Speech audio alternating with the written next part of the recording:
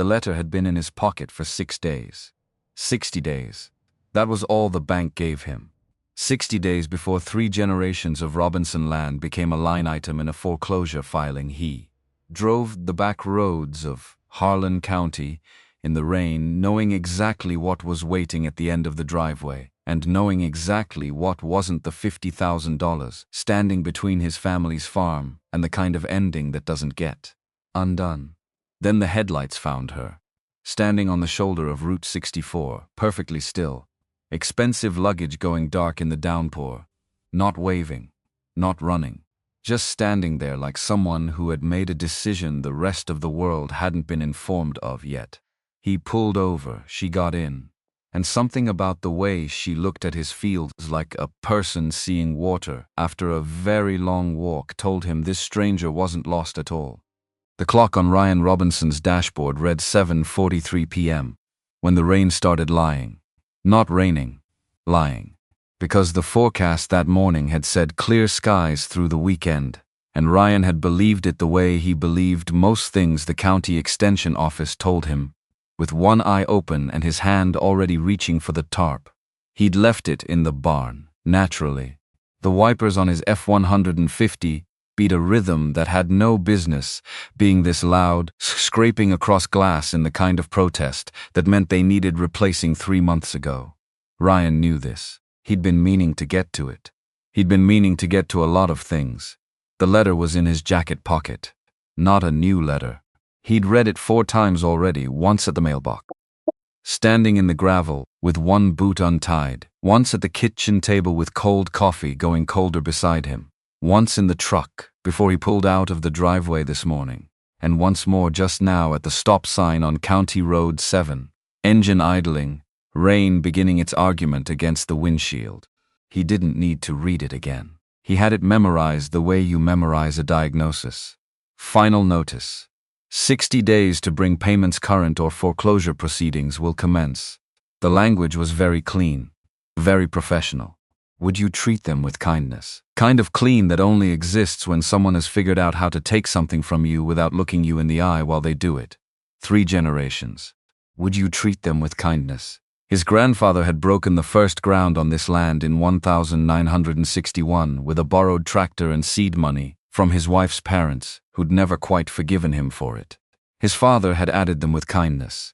His father had added the greenhouse in 1987, hauling materials himself on weekends because hired labor wasn't in the budget, his hands going raw in the November cold. Ryan had come home from Knoxville 8 years ago with a degree in agricultural science, and ideas his father called expensive, which was not wrong, but which had also produced the Heirloom program that was now the only thing keeping the lights on. When the lights were on, which lately they were, mostly, 60 days, he turned south on 64 and let the truck find its speed. The fields on either side had already been harvested, or were past their season, running dark and wet under the headlights. Ryan drove the way he did most things, steady, not fast, with his attention spread across more than just the road ahead. He was running field rotation schedules in the back of his head. He was calculating what Scott Hill's contract would actually mean in practical terms, the volume, the variety matrix, the irrigation expansion he'd need, the $50,000 he absolutely did not have. He was thinking about the heirloom garlic he'd planted 2 weeks ago, and whether the drainage in the north field would hold up under this much rain. He almost missed her. Almost. Because what registered first wasn't a person, it was a wrongness, a shape on the shoulder of the road that didn't belong there. Too still for an animal, too upright for debris. His foot came off the accelerator before his brain had fully processed it. The truck coasting, headlights treat them with kindness, headlights sweeping across the gravel edge and landing on a woman standing beside what appeared to be a rental car with its hazard lights blinking their helpless little rhythm into the rain. She wasn't waving, wasn't flagging him down, just standing there with her arms slightly away from her sides, as if she'd decided some time ago that getting wetter was not a situation that could be made worse by her attitude toward it. Ryan pulled onto the shoulder and rolled down the passenger window. Rain immediately came inside. She looked at the truck, at him. Then she picked up a leather bag from the ground, the kind of bag that cost more than his first truck payment, and walked to the window without hurrying. You need a ride somewhere? Because in Harlan County, you didn't drive past. She studied him for a moment, the kind of look that wasn't unfriendly but was very much measuring. Then my car stopped cooperating about 20 minutes ago. I'd be grateful. Ryan leaned across and pushed open the door. She got in with the bag first, then herself, bringing with her the smell of rain and something else. Something quiet and expensive that had no business being in a mud-streaked cab, that smelled like soil and engine grease. She set the bag on her lap with both hands over it, not clutching, just resting there, the way you hold something when you're used to having it with you, and don't think about it anymore. Eleanor Voss. She said it cleanly. No hesitation. Would you treat them with kindness? A name delivered the way names get delivered when someone's been saying it long enough that it doesn't require any thought at all. Ryan Robinson. He pulled back onto 64. Where are you headed? And there it was. A pause that lasted exactly long enough to be noticeable. Not uncomfortable, more like a brief internal negotiation conducted in total silence while the rain hammered the roof. 4 seconds, maybe 5. Her hands didn't move. Her expression didn't shift. But the pause was there, and Ryan, who spent his days reading the barely visible signs that told him whether a plant was stressed or thriving, whether a storm was coming or passing, whether a season was going to be honest with him or wasn't, Ryan noticed it. I was looking for somewhere to stay for a few days. She said it like she was discovering this information as she spoke. I wasn't expecting the town to be quite this far from the highway. Willowbrook's another 12 miles. Ryan watched the road. But if you're looking for a hotel, you're going to be disappointed. The boarding house has been closed since April. Renovation. Another pause. Shorter this time. Ah, there's a motel in Westfield. About 40 minutes east. He glanced at her. Would you treat them with kindness? She was looking straight through the windshield at the rain, and whatever she was thinking about, it wasn't the motel in Westfield, or I've got a guest cottage at my place. Nothing fancy. But it's dry and the heat works. She turned her head and looked at him with that same measuring quality from outside, except now they were close enough that he could see she was actually considering it as a practical option rather than a polite one. That's very kind of you. And she meant it. He could tell the difference. Robinson Heritage Farm. He nodded toward the road ahead, about 6 miles up. She looked back out the windshield. All right. They drove the rest of the way, mostly in silence, which Ryan had no objection to. The rain intensified for a stretch and then eased back. Lightning touched down somewhere behind the tree line to the west, brief and sharp. He turned onto the gravel driveway, long and straight, flanked by fields that in daylight were something worth seeing, but right now were just darkness and the sound of water. The farmhouse came up in the headlights' white paint that was honest about its age. The front porch with its 2-step drop, light from the kitchen windows, doing what kitchen lights do in the rain, which is to make every reasonable person feel like they are on the outside of something warm. Make a run for it. Ryan offered, and she laughed. Just once, quick, like it surprised her. Yes, they ran. Would you treat them with kindness? She kept the bag against her chest and moved faster than he expected. And they hit the porch overhang at the same time, both of them breathing a little harder than the distance warranted, and for a moment they were just 2 wet people standing under a roof that was holding, which is what roofs are for. Ryan pushed open the front door and let her in first. The entryway opened into the living room stone fireplace on the east wall, the family portrait above the mantel that Ryan had grown up not noticing, and now noticed all the time. He took her coat without being asked, hung it on the hook inside the door, told her the bathroom with kindness. First left, and there were towels on the bar, and he'd have the cottage ready by the time she was done. He left her standing in the middle of the living room, dripping quietly onto the hardwood, looking at the portrait. The cottage was a 3-minute walk across the yard, through rain that had dropped back to a steady drizzle. Ryan kept a spare key under the 3rd step because he'd lost the original sometime in March and hadn't gotten around to replacing it. Inside, the single room was cold but functional. He turned up the baseboard heat, checked that the kitchenette had what it needed, replaced the towels in the bathroom with ones from the main house. The wildflowers in the mason jar on the windowsill were dead, which he felt vaguely embarrassed by in a way that made no logical sense. He pulled the jar and left the windowsill empty. Better empty than wrong. Back in the kitchen, he put the kettle on.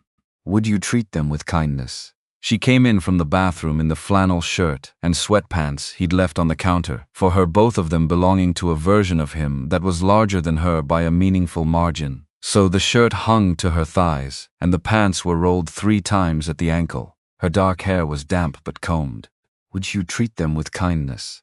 Her face was clean and unguarded in the way faces get when everything that's been sitting on top of them has been washed off. And for just a moment, standing in the kitchen doorway, she looked like someone who hadn't been looked at in a while and had mixed feelings about it starting now.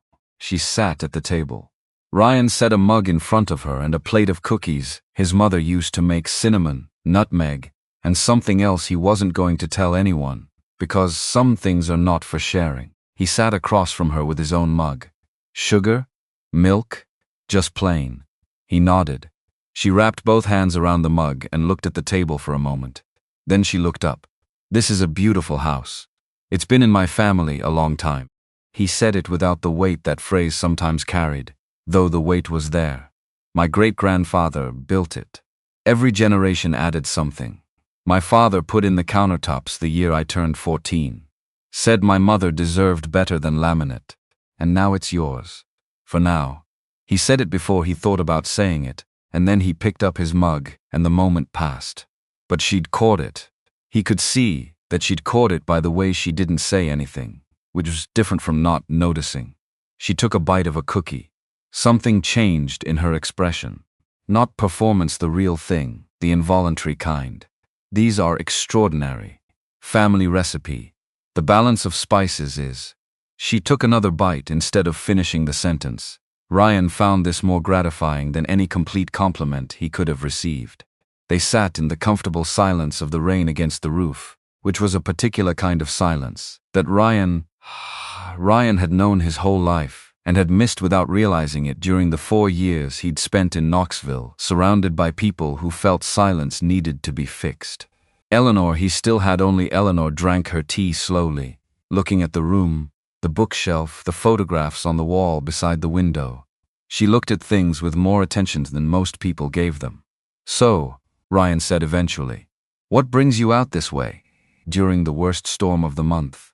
She considered the question. I needed space to think. She said it simply, without decoration. My work is demanding. I needed distance from it. What kind of work? The pause again, shorter this time, but there. Design consulting. And then with the ease of someone redirecting, what about you? You said this is your family's farm. Have you always been here? Born and raised. Studied agricultural science in Knoxville. Came back to try some new approaches. He turned the mug in his hands. It worked for a while. Recent years have been harder. Why harder? He hadn't intended to say any of this to a stranger in his kitchen at 8:30 on a Wednesday night. But she asked with the kind of directness that didn't feel like prying more, like she assumed he was capable of answer honestly and was ready to hear whatever that was. Corporate operations are buying up land in the county, running volume at prices we can't compete with on conventional crops. He set down the mug. Last year's drought took us back pretty far. We've been rebuilding. Is that why you said, for now? He looked at her across the table. Yeah, he admitted it after a moment. Banks breathing down my neck. About 60 days to turn things around. He shook his head. Sorry. Didn't mean to drop that on you. Don't apologize. She said it with a firmness that wasn't unkind. What do you grow? Besides what else is in this cookie? He almost smiled. Almost. Traditional crops? Some corn, beans, soy for rotation. But my specialty is heirloom varieties. He leaned forward slightly. Can't help it. Every time. Heritage produce that's been largely abandoned by commercial agriculture. We grow purple carrots that date back to the 18th century. Tomatoes with flavor profiles you can't find in any supermarket. Beans with patterns that look individually painted. She had gone very still, not checked out still. The opposite, the kind of stillness that means something has landed and a person is waiting to make sure they heard it right before they respond. Show me. He looked at her. Now? Tomorrow morning. She held the mug with both hands again. If that's all right. Sure. He stood and cleared the mugs. Cottage is ready. I'll walk you over. The drizzle had dropped to almost nothing by the time they crossed the yard. Would you treat them with kindness? The cottage light came on when he pushed the door open, and she stood in the entrance looking at the room, the handmade quilt on the bed, the mason jar on the windowsill that he'd emptied, the small sitting area with its two mismatched chairs. It was what it was. He'd stopped apologizing for it years ago with guests, which was fair since he almost never had guests. It's perfect. She said it without irony, without gratitude noise, without the performance of someone trying to be polite about a disappointment. She meant it the way she'd meant the cookie. Ryan nodded. Breakfast around 6, but sleep as long as you need. I'll be in the fields most of the day. He left her in the warm doorway and walked back through the drizzle to the house and didn't look back, which was a choice he was making consciously without quite knowing why. Inside, he sat at the kitchen table with a second mug of tea he didn't touch, and the bank letter he didn't need to read again. $50,000. He knew what Scott Hill's contract would mean. It would mean the next 5 years. The difference between the greenhouse expansion and selling off the north field. The difference between hiring help and doing everything himself, until his body decided it had an opinion about that.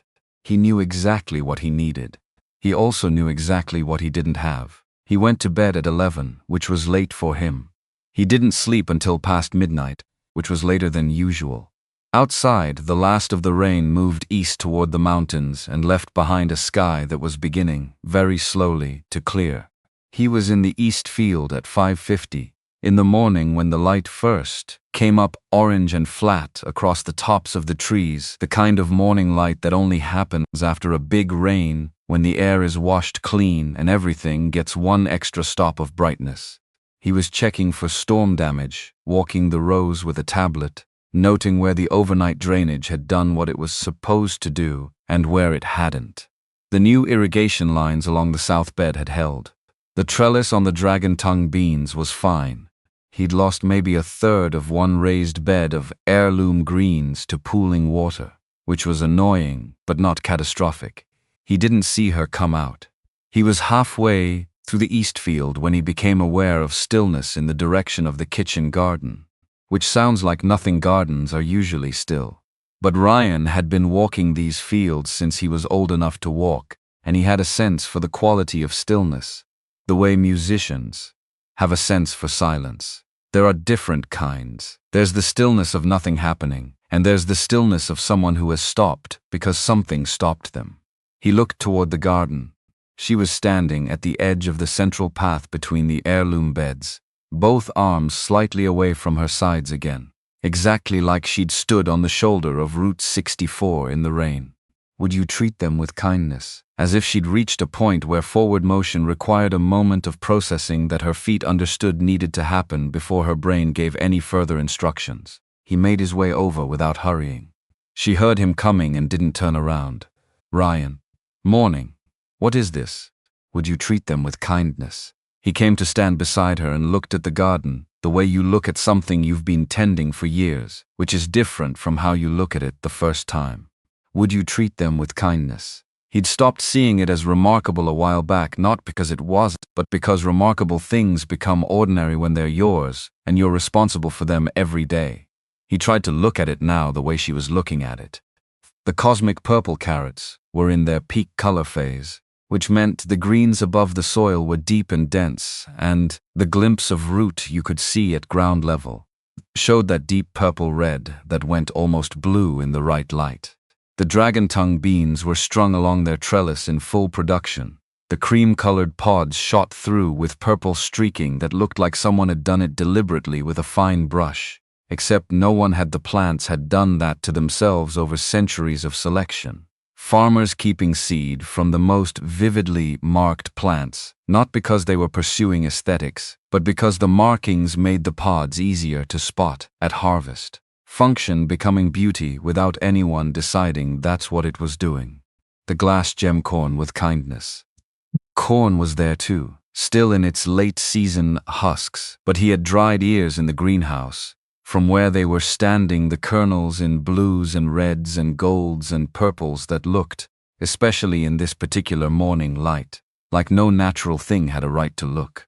And the mortgage lifter tomatoes, big and pink and improbable, still coming in waves on the deep-rooted vines, named by a West Virginia farmer named Charlie Biles, who had developed the variety in the 1930s and sold enough plants over 6 years to pay off his $400 mortgage, which in the 1930s was the kind of money that meant something serious. The full catalog, Ryan said.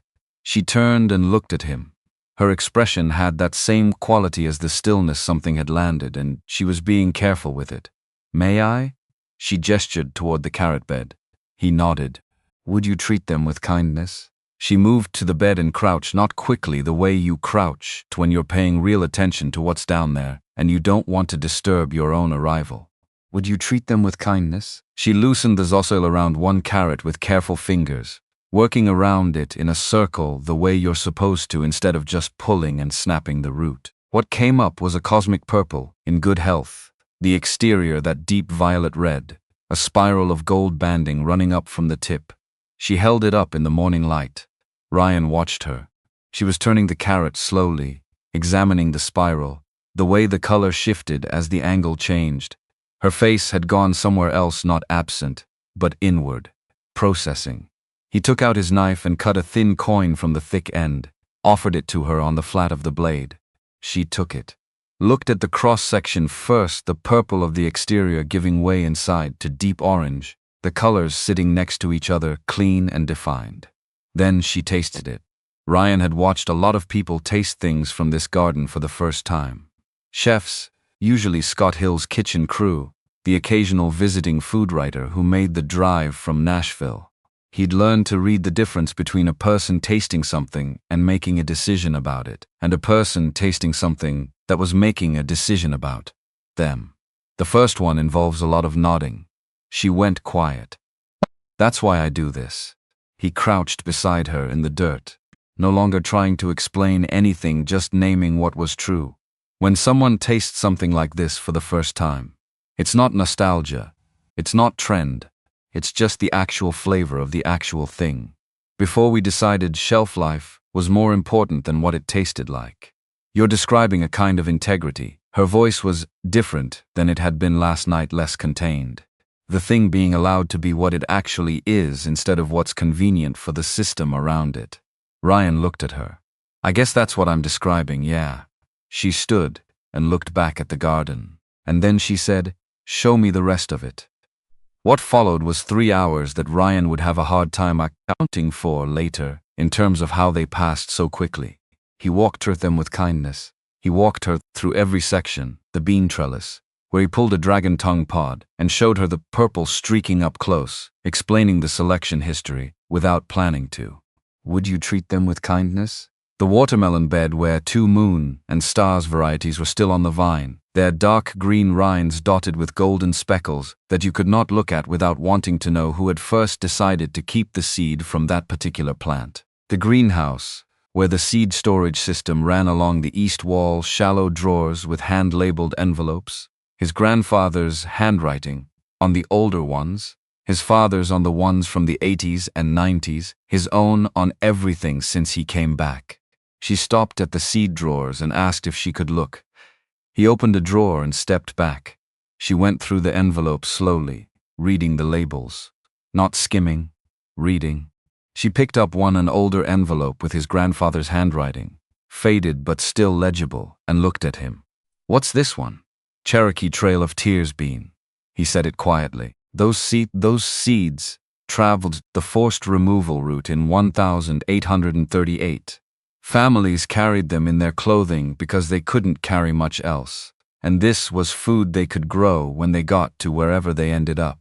There are a few seed libraries that have the variety now. We've had ours since 1974. My grandfather got them from a farmer in eastern Tennessee who was worried they'd disappear.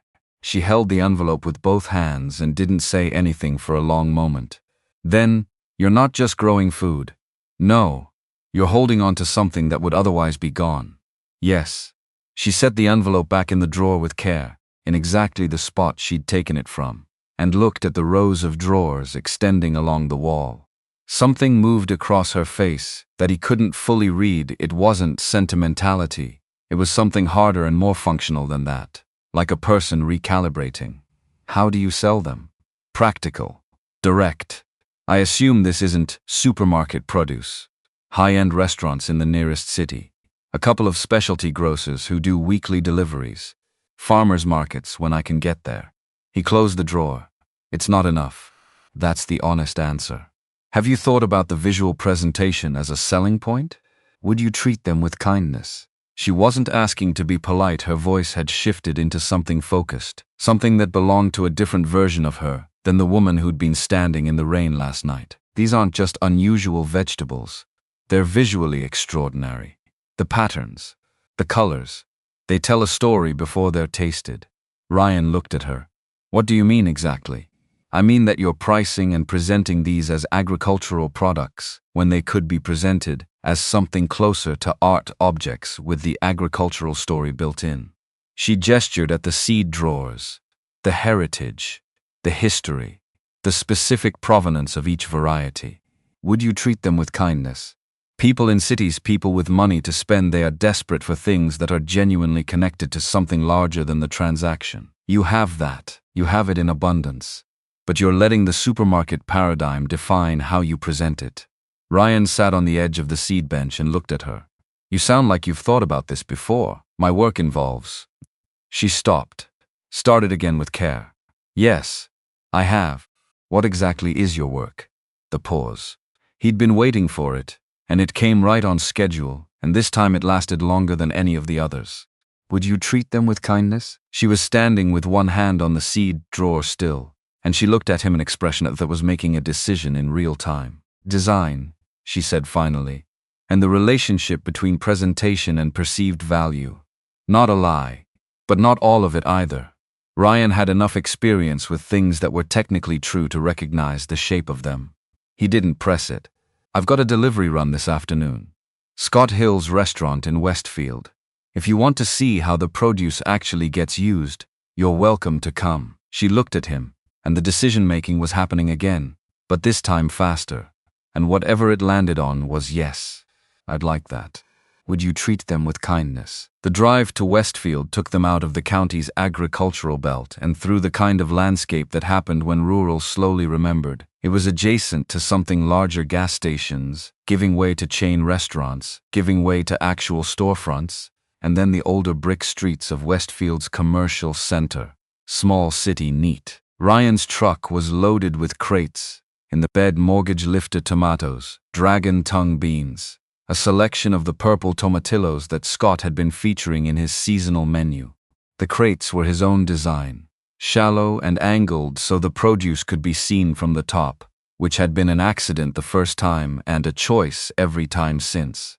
Hill's table occupied a converted brick building on the main street, the kind of place that looked like it understood what it was without being anxious about it.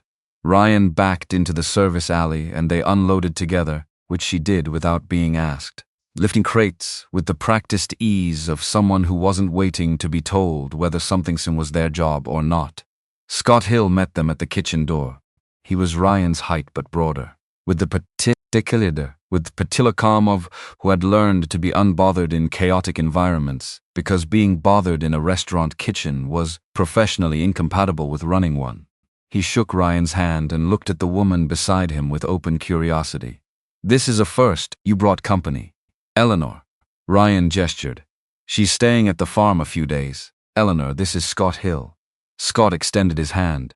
He held it an appropriate duration and then stepped back to let them into the kitchen, where lunch prep was already in full acceleration, the organized chaos Ryan recognized from every delivery he'd made here, the sound and heat, and the particular smell of professional cooking that was nothing like cooking at home.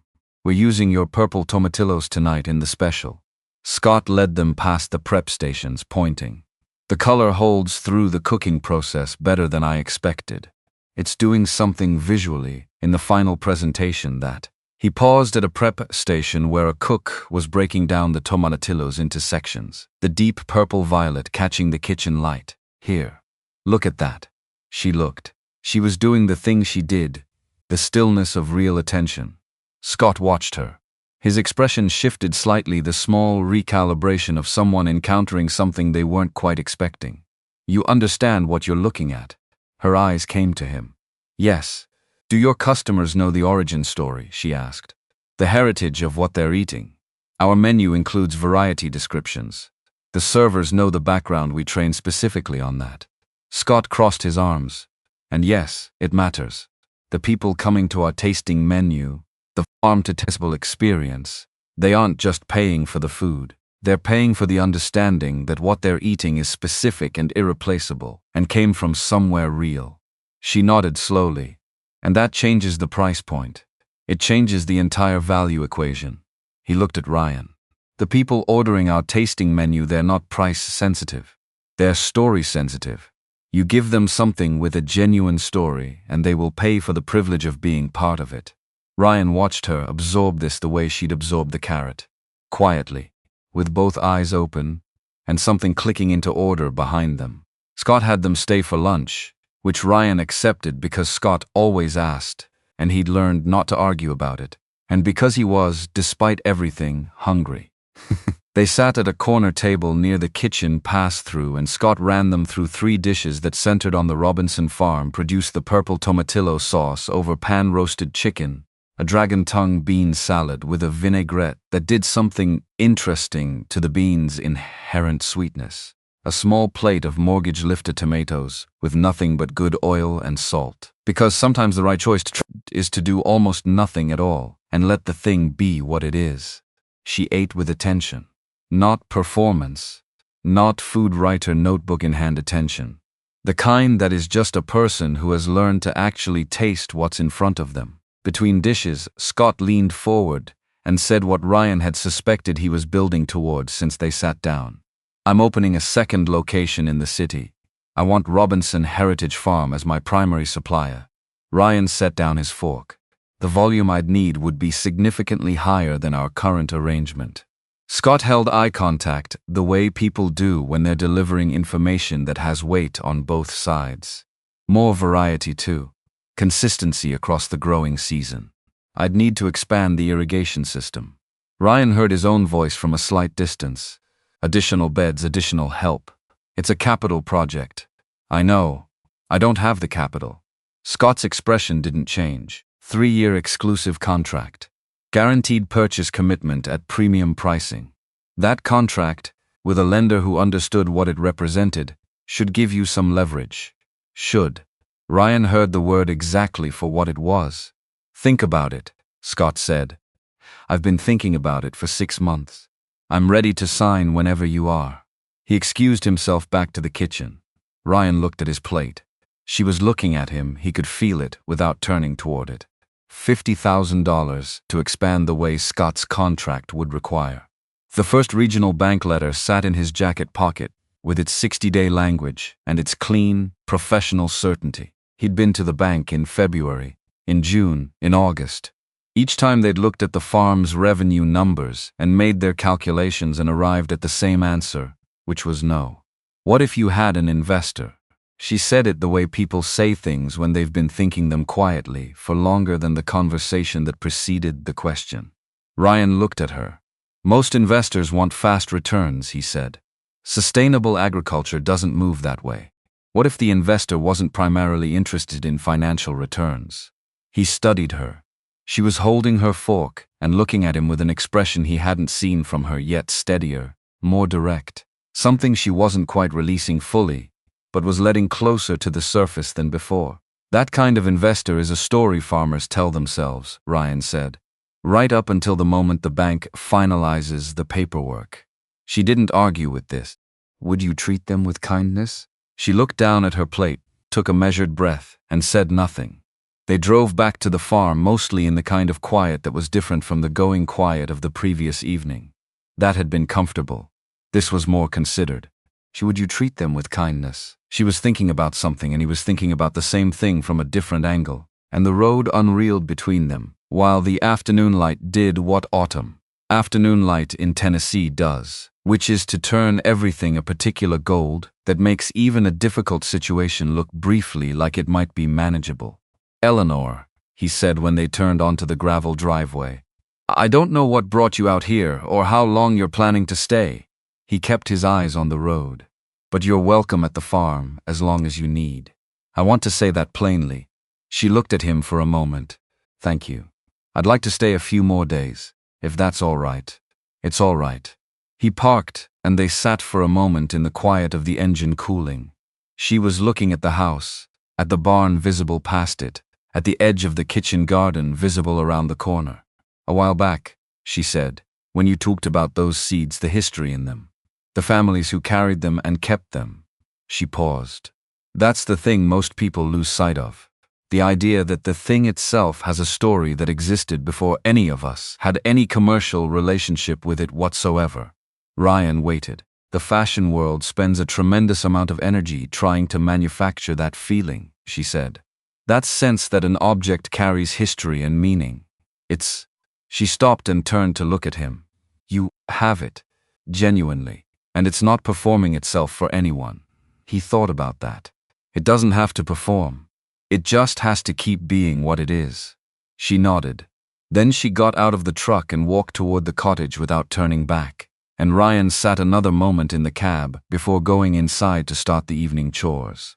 He had about 2 hours of daylight left and a Northfield drainage issue to address, and a lot of numbers to run that were going to add up to the same thing they always added up to, which was not enough. But he walked the field rows until dark with the kind of attention he always gave them, and when he came back to the house, he felt the seed letter in his jacket pocket where it always was, and thought about the way she'd held the Cherokee Trail of Tears envelope, with both hands, in exactly the right spot to put it back. That night, in the cottage across the yard, the light stayed on until 2 in the morning. Ryan noticed it because his window faced that direction. He noticed it, and then did notice it, the way you decide not to notice certain things because you understand they're not your business, and you also understand that whatever is happening on the other side of that window is something a person needed to come a long way to get to, and they deserve the kindness. And they deserve the darkness and the quiet and the clean air after rain to do it in, without anyone else's attention landing on them while they're at it. He went to sleep. In the cottage, on a bed with a handmade quilt, and no sound, except the settling of old timber and the occasional passage of wind through the tree line, Laura Clark, who had told a stranger she was Eleanor Voss, and had not corrected it, and would have to reckon with that, eventually sat with her sketchbook in her lap, and drew until her hand was tired. "Would you treat them with kindness?" She drew the spiral of the cosmic purple carrot in the morning light. She drew the pattern of the dragon-tongue bean markings, trying to understand the logic of them, finding that there wasn't one, finding that was the point. "Would you treat them with kindness?" She drew the interior of the greenhouse with the seed drawers along the east wall and the dried glass gem corn hanging from the overhead frame, kernels catching the light like something a jeweler might have spent weeks on. She drew a man crouching in the dirt beside a carrot bed, profile to her, the line of his jaw and the set of his shoulders and the easy patience of someone who has done this before and expects to do it again for a very long time. She hadn't drawn anything in 14 months. "Would you treat them with kindness?" She filled 11 pages before she stopped. She sat looking at them with both hands in her lap and felt something she hadn't felt in a long enough time that she started to believe it had permanently relocated to someone else. The specific sensation of having made something that was hers. Not a response to a brief, not a gesture toward a market projection. Something that started from the actual world and moved through her hands and landed on paper still connected to where it started. She closed the sketchbook and set it on the bedside table. Sighed. Harlan County was dark and still, and smelled like clean Tennessee soil after a big rain, which is a smell that doesn't exist anywhere else, and cannot be manufactured, regardless of how much money anyone spends trying. She turned off the light. She slept. Word count, 4,847, below target continuing to full minimum. The morning of the second day came in slower and softer than the first. No storm drama, no orange flood of light, just a gradual brightening. that turned the cottage windows gray, then pale white, then the specific blue of a Tennessee October morning, when the weather has decided to be honest with you for once. Laura was awake before it was fully light, which wasn't unusual for her. What was unusual was lying there, without immediately reaching for her phone. She lay still for several minutes and listened to the farm. There were sounds she hadn't with kindness. There was the registered, before mechanical hum of something in the barn, intermittent and regular, which turned out on later investigation to be the ventilation system in the greenhouse cycling. Bird song, which she knew existed in the abstract but had not experienced as a primary morning sound in years, living in a building where the windows were triple-paned against the city. The distant sound of footsteps on gravel, which would have alarmed her in any other context, and here just meant Ryan was already out and moving. Because of course he was. She got up and dressed in yesterday's clothes, which were dry and only slightly worse for the adventure.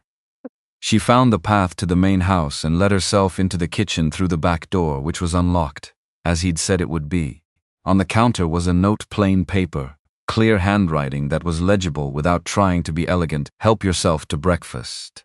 Fresh eggs in the refrigerator, bread in the box, coffee when you're ready. I'll be in the east and north fields until noon. She made coffee. She made toast. She ate at the kitchen table, looking at the photographs on the adjacent wall, the ones she'd catalogued last night from across the room, and now could see up close. A younger Ryan in a graduation cap, squinting slightly into the sun, flanked by an older couple who shared his bone structure in different configurations.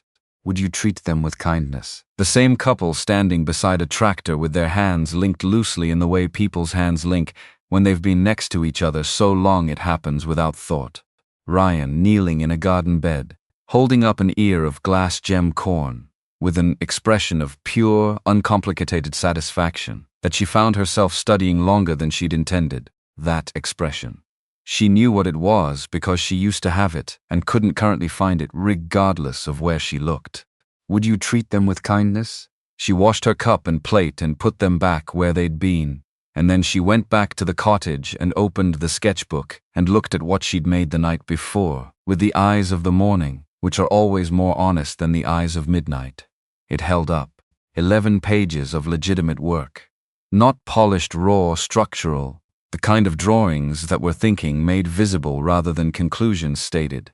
The carrot spiral was there, and it was right. The bean markings were there, and she'd gotten the logic of the not logic right, the way the color moved without a rule governing it. Would you treat them with kindness? The greenhouse interior had the quality of a space that was alive rather than merely occupied, which was a distinction she'd been trying to achieve in her actual work for 2 years, and had been missing by something she couldn't name. The figure in the garden, profile, crouching, the particular ease of his posture. She closed the book. She spent the rest of the morning in the living room with the agricultural manuals on the shelf, reading about heirloom seed preservation with the focused absorption she normally reserved for trend reports. Except this was better because it wasn't trying to tell her what to make next, it was just telling her what things were. There were varieties in those pages that had been developed over 200 years of selection, of farmers choosing the seeds from the plants that showed the qualities they valued, and those choices accumulating into something that no single person had designed. Collective authorship across generations. The pattern of the dragon-tongue bean wasn't anybody's idea. It was everybody's idea. Every farmer who'd kept seed from the most vividly streaked pod had contributed a line to a drawing that would never be finished and didn't need to be. She was still thinking about this when Ryan came back from the fields just before noon, boots muddy, tablet in hand, the look of someone who has been running calculations for several hours and has arrived at numbers that require some additional thinking. He nodded to her in the kitchen doorway. She had coffee ready, which surprised him enough that he paused for a moment before accepting the mug. How's the drainage? He looked at her. A beat. Better than I expected. North Field held up. He set the tablet on the table. You've been reading your grandfather's notes in the margins of these. She indicated the agriculture manuals on the table, 2 of which treat them with kindness. She'd pulled from the shelf. He disagreed with the published spacing recommendations for the heirloom beans. He was right to. The published guidelines assumed commercial-scale spacing for yield maximization. His spacing was tighter, which reduced yield per plant but improved flavor concentration in the pod because of the root competition dynamics. He pulled out a chair and sat. He figured that out empirically over about 15 years. No one told him. The books hadn't caught up. 15 years of iteration. She sat across from him, with no guarantee it would work. He didn't think of it that way. He just kept paying attention. She looked at the open manual between them and then at him. That's the part that's hardest to preserve. Not the seed. The attention. Ryan held his mug and didn't say anything for a moment. And in that moment, something shifted slightly between them, not toward anything specific, but the particular quality of the silence changed. She noticed it.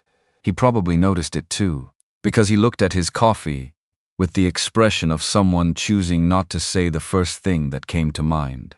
"I want to show you something in the greenhouse," he said instead, "if you've got time after lunch." After lunch, eggs that came from the small henhouse behind the barn, tomatoes from the garden, bread from a bakery, and with kindness that he'd picked up on his last town run, he walked her back to the greenhouse and opened the north-facing cabinet where the Seed Heritage Archive lived beyond the working drawers. These weren't the production envelopes. These were the documentation files, photographs, handwritten provenance records, correspondence with other seed savers and agricultural historians, a partnership with the University of Tennessee Agricultural Extension Program that Ryan had initiated 3 years ago, and which had produced 2 academic papers he'd been thanked in the footnotes of. Would you treat them? Through the files with the same careful attention she'd given the seed envelopes. She read a letter from a woman in eastern Tennessee who had written to Ryan's grandfather in 1978 about a variety of dry bean that her own grandmother had brought north during the Depression, asking if he knew anything about its origins. His grandfather had written back 3 pages in longhand. She read all 3. "You have academic partners," she said. "The university program. For the biodiversity documentation, yes. They're interested in the genomic preservation side. I'm interested in the agricultural side. We find the overlap. But no marketing partner, no one helping you tell the story at the consumer level." He leaned against the greenhouse bench and looked at her with the particular expression of someone who knows they're being led somewhere and is deciding whether or not they want to go. "Where are you heading with this?" "Towards something I want to say directly." She closed the file folder and set it down. "But first, I need to ask you something, and I want an honest answer." "All right. If you had the capital to expand the irrigation, the additional beds, the staff, could you meet Scott Hill's volume requirements within a growing season?" Ryan thought about it, not performing thought, actually thinking. 18 months, he said. "Not 1 season, but 18 months with the right capital investment, yes." She nodded. "And is there anything about what Scott said that you disagreed with? About the value proposition, the story, the why it matters?" "No. No hesitation. He's right about all of it. The problem isn't the value proposition.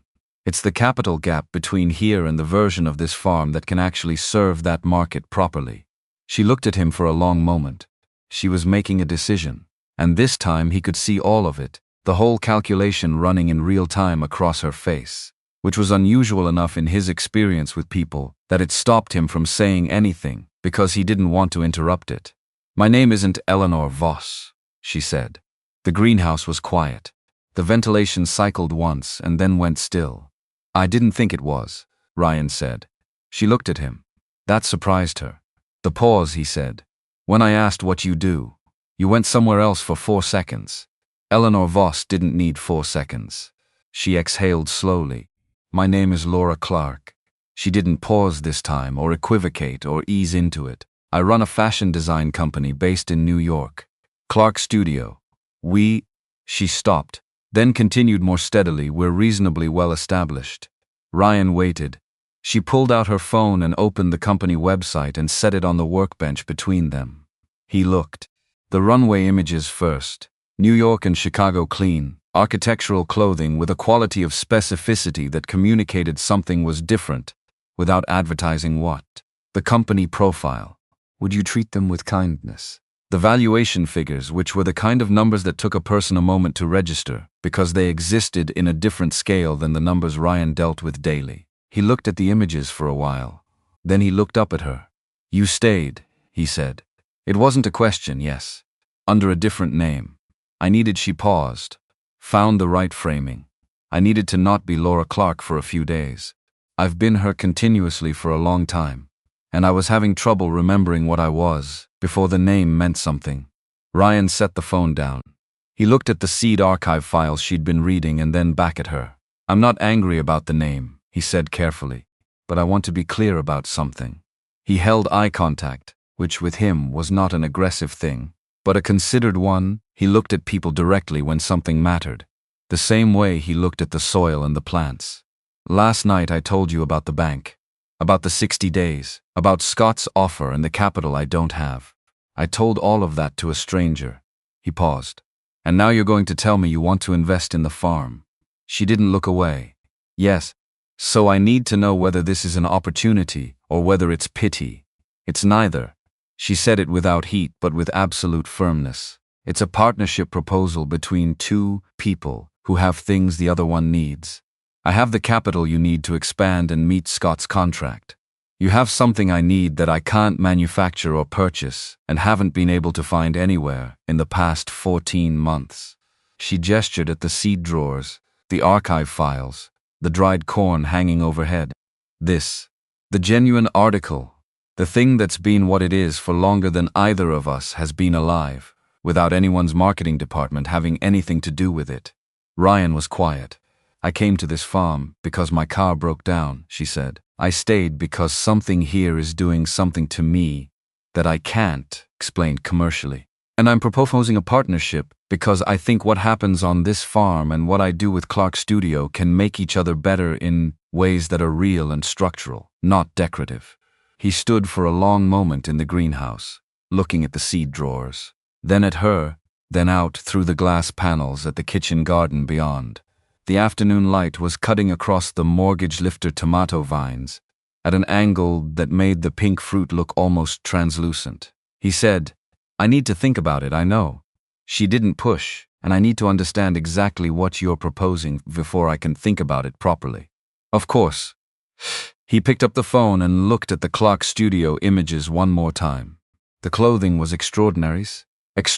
He could see that even without knowing anything about fashion, the same way he could recognize a well-tended field, even in a discipline that wasn't his. She made things with the same kind of intention that he did.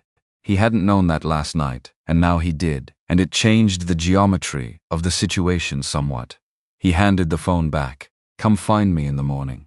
She nodded.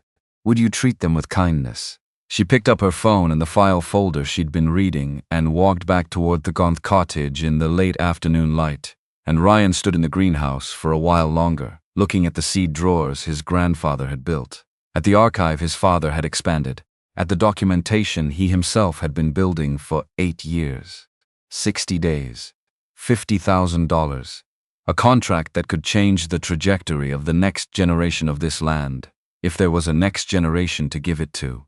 He didn't reach any conclusions standing there. He went out and started the evening work, moving through the familiar rows with the attention that was his by habit and by choice, the kind of attention that didn't stop being necessary just because the situation had gotten complicated.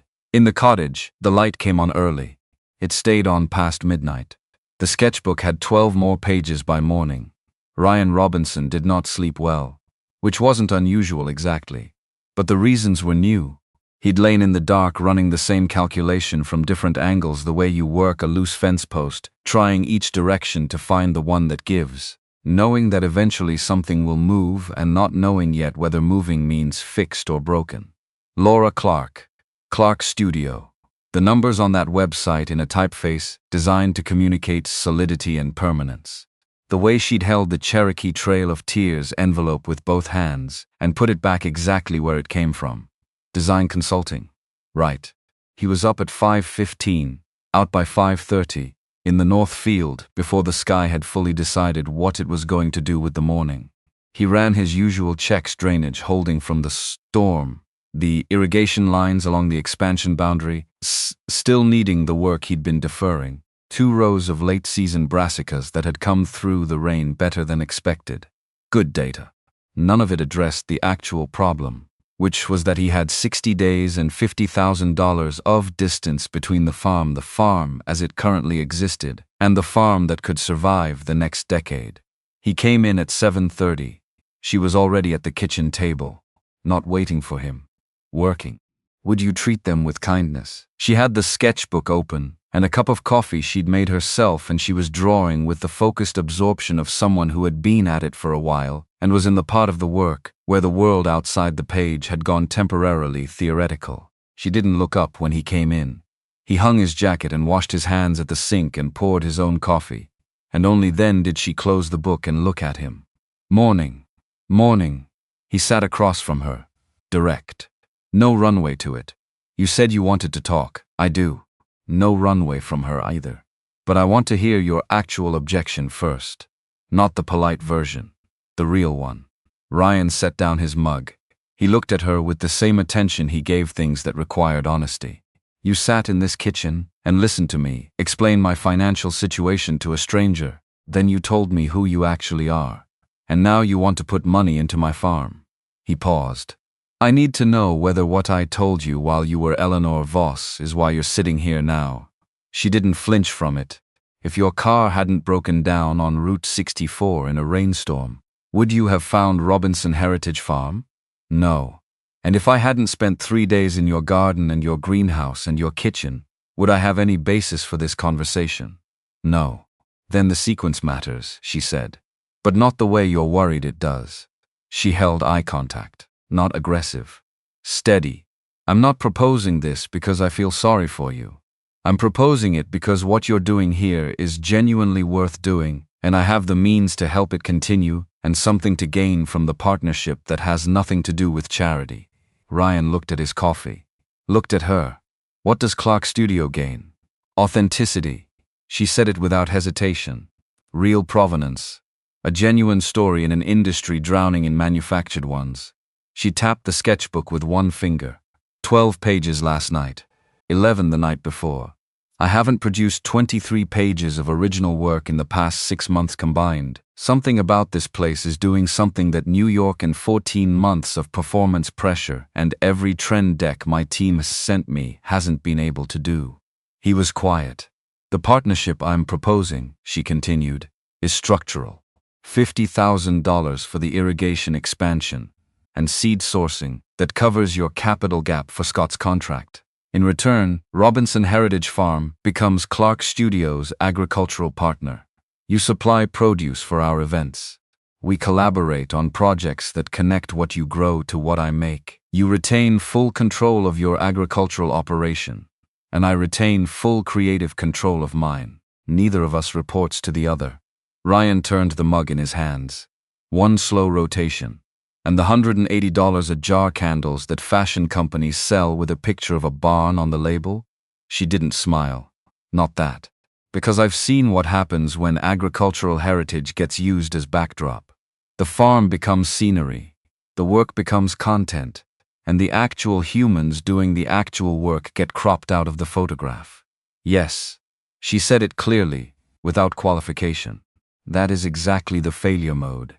And it's the failure mode I'm proposing to avoid. Something shifted in his expression, not softening, more like a door that had been slightly ajar opening another inch. How? Every piece in the collection that references your work includes the full provenance.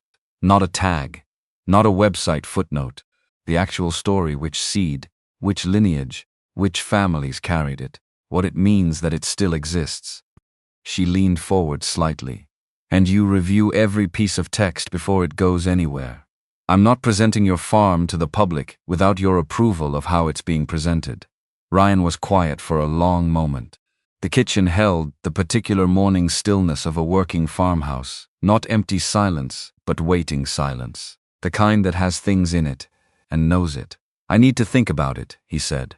I know. He stood, put his mug in the sink. looked out the window at the garden where the dragon-tongue beans needed checking after the storm. Then he turned back. "Give me the day." She nodded. She opened the sketchbook. He went outside. The day went, the way days went on the farm when there was real work to be done and a complicated thing sitting in the back of the mind that you weren't ready to open yet. He was productive in the mechanical sense: the north field drainage, adjustment, the brassica check, a 2-hour stint repairing a section of greenhouse ventilation that had developed a rattle, but underneath all of it the calculation was running on a separate track. $50,000. Scott's contract. 3 generations of Robinson land, and the letter in his jacket that had a date on it like a countdown, and the failure mode she'd named without being asked. That was the thing. He hadn't said the word backdrop and she'd said it first. He came in at 6. She was in the cottage. He could see the light on, the silhouette at the small table, the movement of a hand.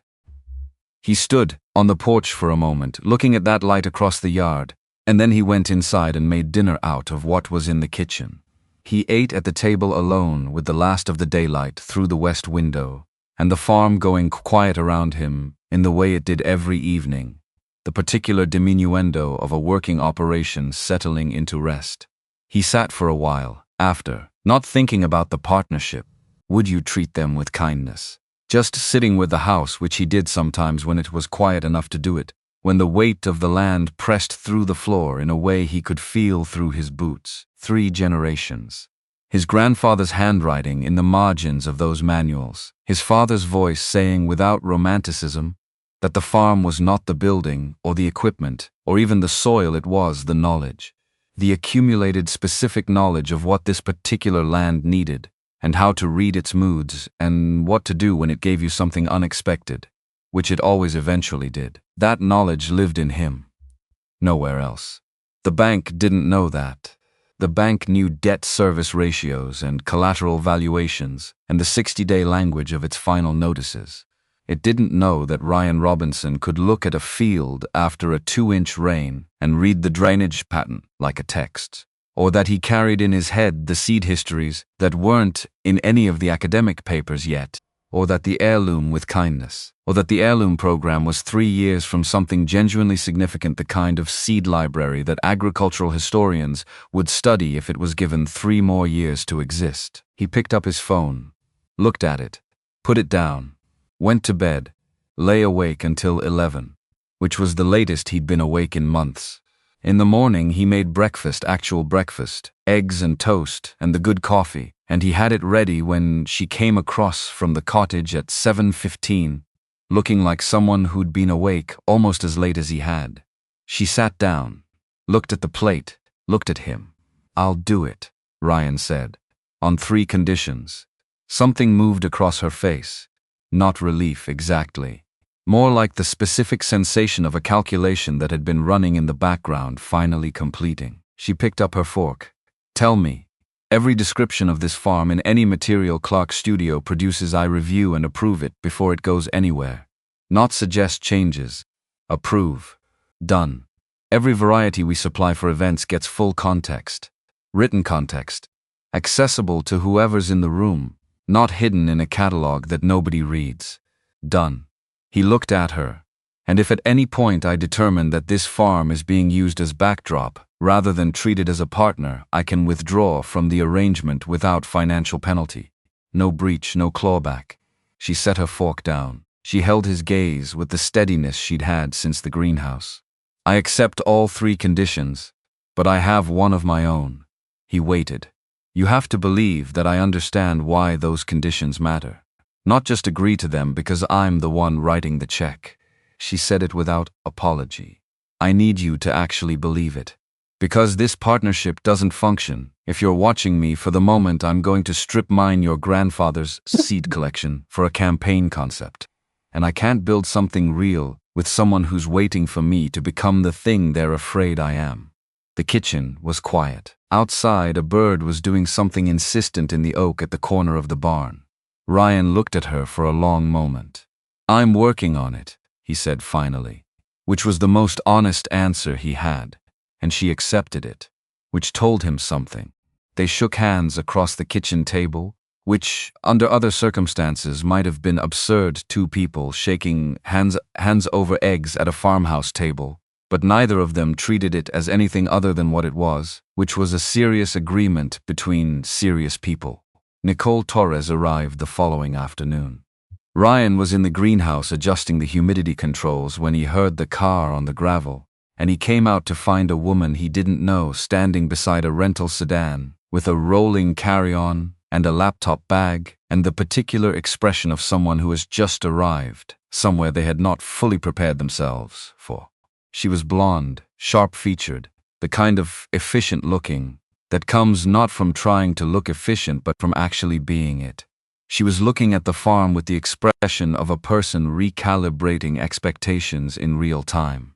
With kindness. Laura came out of the cottage, and there was the kind of embracement that happens between people who have been navigating the same difficult situation from different positions, and are relieved to be within speaking distance of each other. Nicole glanced at Ryan over Laura's shoulder, with the appraisal of someone whose job it was to assess people quickly, and whose results were generally accurate. Nicole Torres. She extended her hand when Laura stepped back. I'm told you grow the most remarkable vegetables in Tennessee. I grow some interesting ones, Ryan said. Nicole's expression shifted slightly. The way expressions shift when someone says something that's more modest than true and they know it. Laura has been sending me photographs. At 2 a.m. primarily. She looked at the garden visible behind him. They don't quite do it justice. Laura gave her a tour, or rather, Laura led and Ryan found himself pulled along, explaining things he hadn't planned to explain when he saw Nicole's questions were real ones rather than polite ones.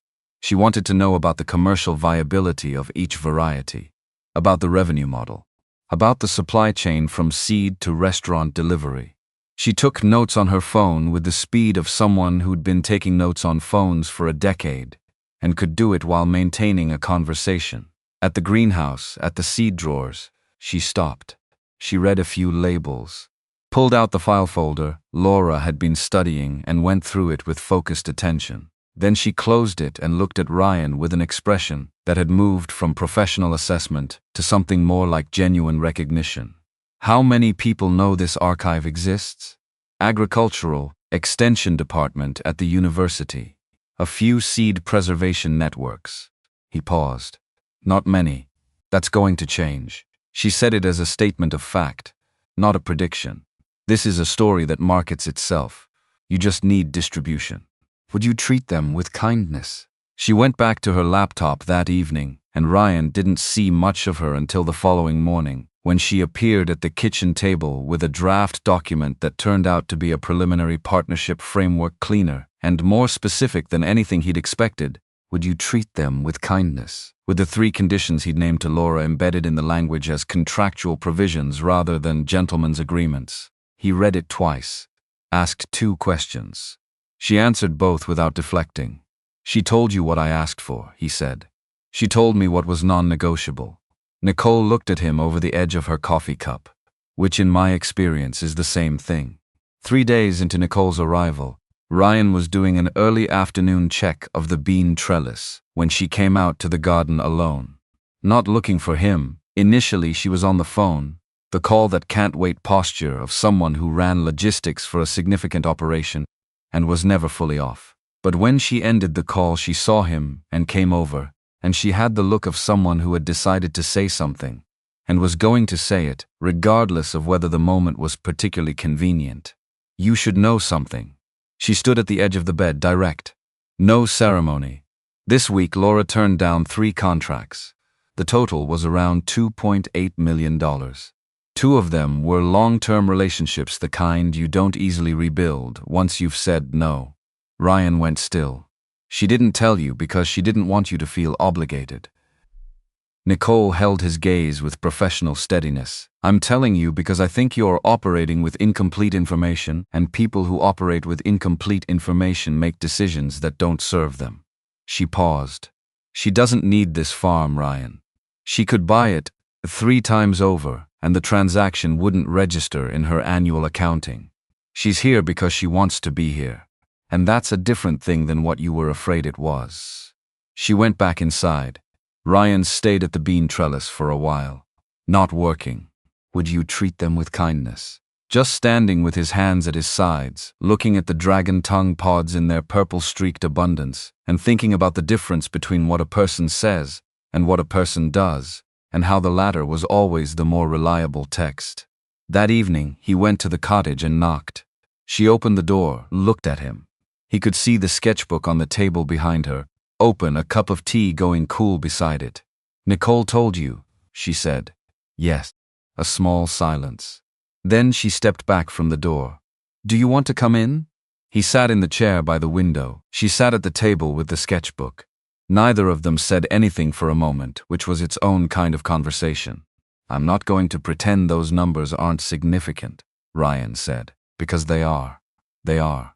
But you made those calls without telling me about them, which means you weren't doing it as a negotiating position." "No. So what were you doing?" She looked at the sketchbook. She was quiet for long enough that he thought she was deciding not to answer, and then she said, "I was staying somewhere. I didn't want to leave, and dealing with the consequences of that separately, because mixing them together felt," she paused, "manipulative, in a direction I didn't want to go." Ryan looked at her. "I appreciate that." She looked back at him. Neither of them said the other thing that was in the room, which was the correct choice for now, because what they were building here needed a foundation before it needed anything else, and foundations take longer than feelings and are more worth having. He went home. He slept without running calculations. What followed were 2 weeks that had no equivalent in Ryan's experience of the farm, and he'd lived here almost all of his life. Laura's design team began arriving in rotating shifts, a photographer named Kevin, a textile specialist named Amanda. Would you treat them with kindness? A man named Charles who did something with color theory that Ryan didn't fully understand, but whose results he could see in the design boards accumulating on the walls of the dining room. They worked with an intensity that reminded him of the concentrated energy of harvest season, when everything is happening at once and the window is finite and nobody wastes time. They also, to his surprise, listened to him. Not as a courtesy, as a resource. Would you treat them with kindness? The photographer Kevin spent 2 full mornings in the garden before he'd taken a single shot, asking Ryan about the light at different times of day, about which angles revealed the true color of the dragon tongue markings versus which made them look ordinary, about whether the glass gem corn was more itself in the husk or out of it. Ryan answered all of it, and Kevin photographed from the positions Ryan indicated, and the results, when he showed them on his laptop screen, were the kind of images that made Ryan look at his own work the way other people apparently already had been looking at it, which was a strange sensation, not unwelcome. Strange. Amanda, the textile specialist, wanted samples of actual plant material, not for decoration but for color matching, she explained, pulling out a device he'd never seen that apparently measured the specific wavelength of reflected light from any surface. She moved through the garden methodically, running the device over dragon tongue pods and cosmic purple carrots and the dark exterior of moon and stars watermelons, and the numbers she got back would apparently translate directly into dye specifications. The purple of the tomatillo changes when it's heated, she told him, comparing readings with a focus that made him feel he was watching a fellow professional at work, which was not how he'd expected to feel around a fashion team. About 14% shift toward red. If we want to capture the raw color, we have to use the uncooked specimen. If we want the cooked color, we need to process a sample. Ryan had an opinion about this and he gave it. She listened and adjusted her process accordingly. The dining room transformation was the thing that took the most getting used to. His family had eaten thousands of meals in that room.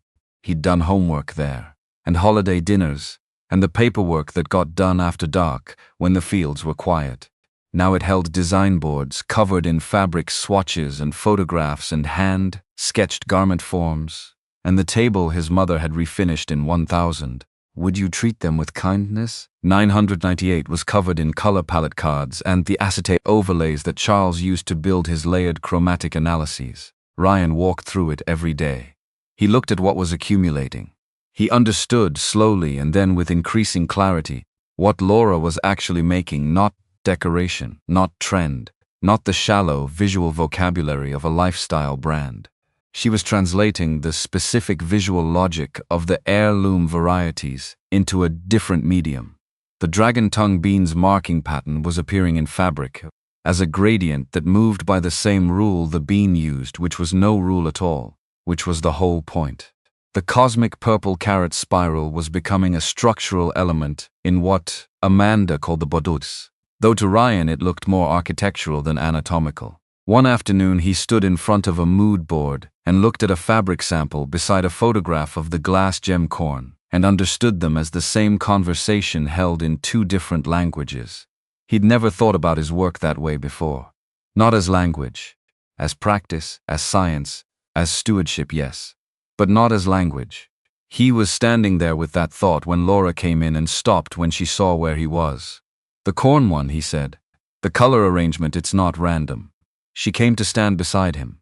Not close, just within the natural radius of looking at the same thing. No. There's a pattern in how the kernel colors distribute around the cob. It looks random until you've seen enough of them. Dominant genes expressing inconsistently under specific moisture conditions during kernel development. He looked at the fabric. The irregular spacing isn't chaos. It's a response pattern. She was quiet for a moment. Then, "I've been trying to describe it to Charles for a week, and I couldn't find the language. It's not language, it's biology pretending to be art." She looked at him. Something moved across her face. The specific expression of face.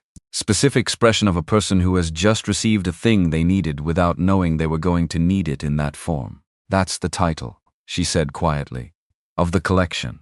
That's the title." Ryan looked back at the mood board. "What is?" "Biology pretending to be art." She pulled out her phone and typed it.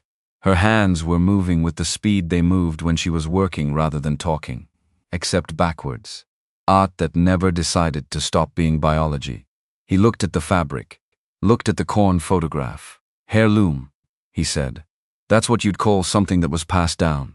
Something that carries the inheritance without losing what it actually is." She looked up from her phone. She was looking at him with an expression he hadn't seen before, or rather he'd seen pieces of it at different moments, and this was the first time all of them were present at once. And he recognized it, the kindness. He recognized it, same he recognized the specific stillness of the garden the morning after a storm, as the quality of a thing that had found its settled state. "Heirloom," she said. "That's the collection." He nodded, looked at the board, looked away. "I'll let you work. Would you treat them with kindness?" He went back to the fields, because there was always work in the fields, and he knew without having to think about it that he'd just contributed something that would matter to what she was building. And would you treat them with kindness, and that this was a different kind of relationship between two people's work than he'd ever had, and that he had no established map for navigating it, which was both the most interesting problem he'd encountered in years and the one he felt least equipped to solve. The disagreement happened on a Thursday in the third week, which in retrospect was probably inevitable. Not because either of them was wrong exactly, because they were both right about different things, and hadn't yet developed the shared language to say that clearly. Would you treat them with kindness? The design team had been developing the marketing text, the language that would accompany the collection, in press materials and at the event itself. Ryan had been sent drafts for review, as agreed. He'd read the first one, made no changes, sent it back. The second one he'd read twice and felt a mild unease he couldn't locate. The third draft he read, standing at the kitchen counter, and the unease clarified immediately into something specific. He brought it to Laura in the dining room. She was working on a garment sketch and looked up when he came in, and whatever she read in his expression made her set the pencil down. He put the draft on the table between them, opened to the third page, a passage describing Robinson Heritage Farm that used words like pastoral and timeless and refuge, alongside phrases about the farm as a place where the modern world's noise falls away. "This is resort language," he said.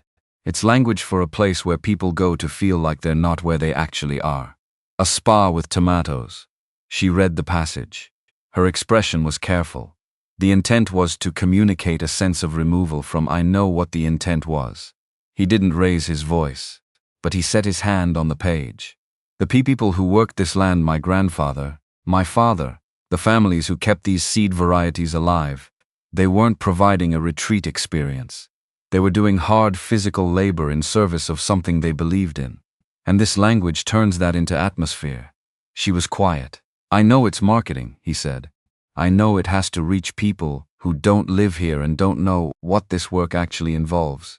But there's a version of this that's honest, and a version that's aesthetic, and the aesthetic version is the one I said I'd stop if I saw it. She looked at the page for a long moment. He waited. He wasn't angry, or he was, slightly, but it was the functional kind of anger that comes from caring about something rather than the personal kind that comes from feeling wronged. You're right, she said. He hadn't expected it to come that fast. You're right, she said again, more slowly. The word pastoral in particular. It's doing exactly what you're describing. It's turning your work into backdrop without naming it as such. Would you treat them with kindness? She pulled the draft toward her and looked at it with the expression she got when she was actually seeing something rather than looking at it. What would the honest version say?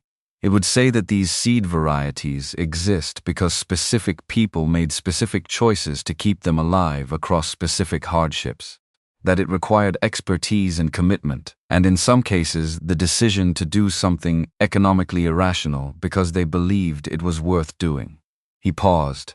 It would say that this is still happening right now. That the person who maintains this archive is still making those choices every day, and the charm of it is not the point. The survival of it is the point. Laura wrote this down. Not on the draft. In the margin of her sketchbook, longhand, quickly. She wrote while he was talking and kept writing after he stopped.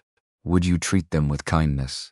Then she called Charles in from the kitchen where he'd been working, and she read him what Ryan had said, and she told him to rebuild the marketing text from that ground up instead of from the lifestyle direction it had been coming from. Charles listened, looked at Ryan with the expression of a person encountering a useful correction, and said he'd have a new draft by morning. Ryan went back to the fields, with the particular feeling of someone who has said the thing they needed to say, and had it received the way they needed it received, which is rare enough to register when it happens. The new draft was on the kitchen table at breakfast. Ryan read it, changed one word, sent it back, approved. 3 weeks into the partnership, Scott Hill drove out to the farm on a Tuesday morning with no advance notice, which was the way Scott operated. He appeared when he had something to say and considered phone calls a preliminary format, best replaced by actual conversation when the subject was important. Ryan saw his truck on the driveway from the east field and came in. Scott was standing in the garden with Laura and Nicole, who had apparently given him a version of the tour because he was holding a dragon tongue pod with the expression he wore in his own kitchen, what he needed it to do. He looked up when Ryan appeared. You could have told me it was going to look like this. I thought you knew what the farm looked like, Ryan said. You've been buying from it for 2 years.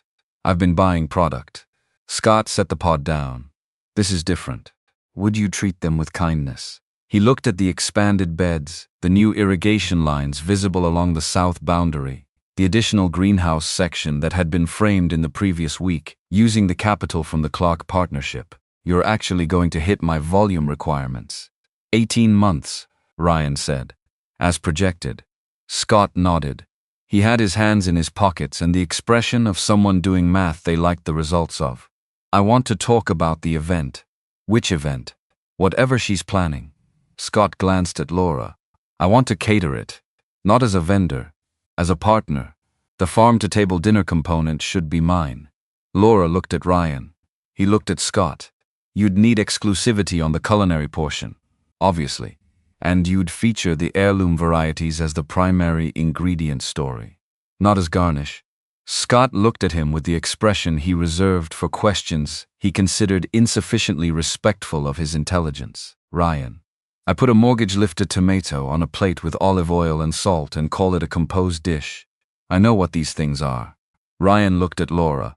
She had a specific stillness that he'd learned to read over the past weeks, as the stillness of someone who had just seen 2 separate things click together. Done, she said.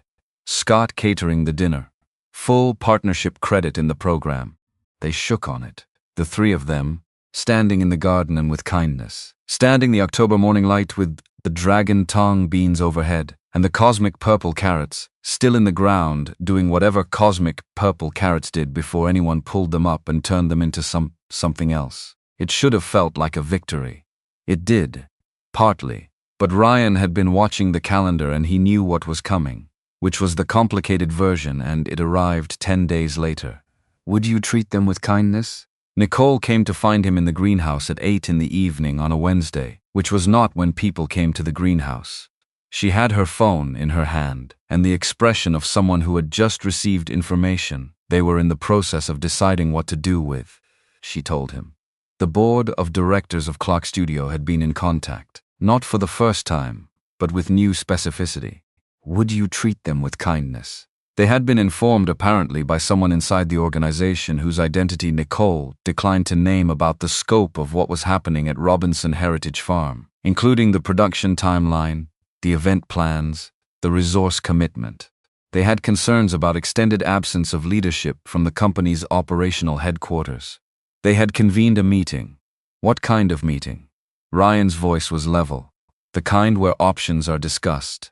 Nicole's voice was equally level. Would you treat them with kindness? Including the option of alternative arrangements for company leadership. He looked at her. They're threatening to remove her. They're threatening to restructure, which in corporate language can mean several things. She held eye contact. Would you treat them with kindness? I'm telling you because the meeting is next week. It will happen here if she agrees to it, which I've advised her to do, and you are going to witness things that might affect how you understand what she's been building toward. And I think you deserve to have context before they arrive. Who's arriving? Victor Crane. He's the board chairman. She paused. He's not unreasonable. He's just operating from a framework that doesn't have a category for what this is. Ryan looked at the seed drawers for a moment, then back at Nicole. Is she worried? She's Laura Clark. Nicole said it the way you'd say the sky is blue. She doesn't do worried, she does prepared. She looked at him. But she's been here for a month, Ryan. And every day she stays is a day someone in that company files another memo about leadership continuity. So yes, at some level, yes. He nodded. Nicole went back to the house. Would you treat them with kindness? He stayed in the greenhouse until late, walking the rows between the propagation tables with his hands in his pockets, thinking about the word continuity and what it meant in different contexts. On a farm, it meant one generation passing the knowledge to the next. In a company, apparently it meant somebody showing up at the right address on the right schedule and being visible in the way that institutions recognized as presence. Different things, both real. He understood both. Victor Crane arrived on a Thursday morning in a dark blue rental car that was clean and expensive and utterly out of place on the gravel driveway of Robinson Heritage Farm in a way that was almost artistically complete. He was a man in his late 50s, gray at the temples, wearing a suit that had been made for him rather than selected from a rack, and he had the bearing of someone who was accustomed to being the most credentialed person in any room he entered. Ryan was at the porch when he arrived. He watched Victor get out and look at the farm with the expression of someone encountering a landscape they had no established code for. They shook hands. Ryan's hand was rougher. Victor's grip acknowledged this with professional neutrality. The meeting happened at the kitchen table. Because there was nowhere else for it to happen that would have been appropriate, and Laura made no move to find anywhere else, which Ryan understood was its own kind of statement. He made coffee and set it on the table, and then had no reason to stay. Would you treat them with kindness? That Laura looked at him when he turned to leave, and something in that look was the specific look of a person who would not ask for the thing they needed but needed it. So he refilled his own cup and sat in the chair by the window, which was neither inside the meeting nor outside it, and held his coffee with both hands. Victor presented the board's position with the clarity of someone who had prepared it carefully. The company's operational structure required consistent leadership presence, extended remote work arrangements, particularly in locations without adequate infrastructure. His eyes moved briefly to the kitchen, to the window, to the fields beyond created instability in organizational function. The board's preference was for Laura to return to New York and manage the collaboration with Robinson Heritage Farm remotely, with site visits scheduled at appropriate intervals. Victor paused. He looked at Laura across the table with the expression of a man who knew he was delivering something unwelcome and had made his peace with that. Laura's voice when she spoke was completely calm. The kind of calm that isn't the absence of something, but the presence of something very controlled. And if I declined to restructure the arrangement in that way, the board would need to discuss alternatives for ensuring operational continuity. Victor held her gaze. I want to be clear that this is not my preference. You built this company, but I have fiduciary responsibilities to the shareholders, and those responsibilities require me to raise this directly. I appreciate that. She meant it. No sarcasm. Victor, what you're describing is a model of leadership that assumes the most valuable thing a creative director can contribute is physical presence at headquarters. I want to offer a different model. I'm listening. She talked for 20 minutes. Ryan watched Victor's face across the room. The board chairman did not interrupt. He asked 2 questions, both precise, both fair. Laura answered both without deflecting or softening. She laid out the case for what Robinson Heritage Farm represented to the company's creative development in terms that were economic and strategic, rather than personal. You treat them with kindness. She cited the marketing response to the advanced materials.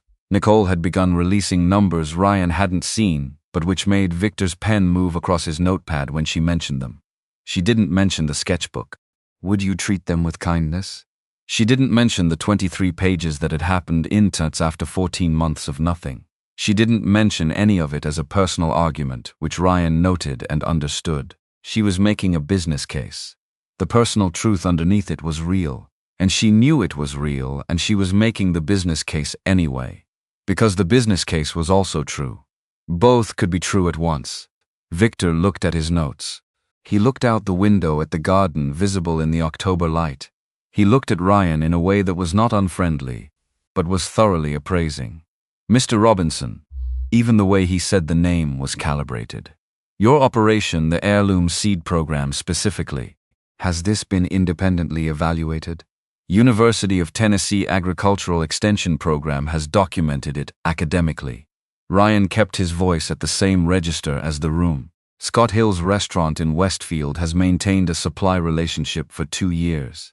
I have preliminary commitments from 4 additional restaurant partners contingent on expansion capacity, and the expansion capacity is funded through the Clark Partnership. Correct. Victor looked at his pen, looked at Laura. I need 72 hours. She nodded.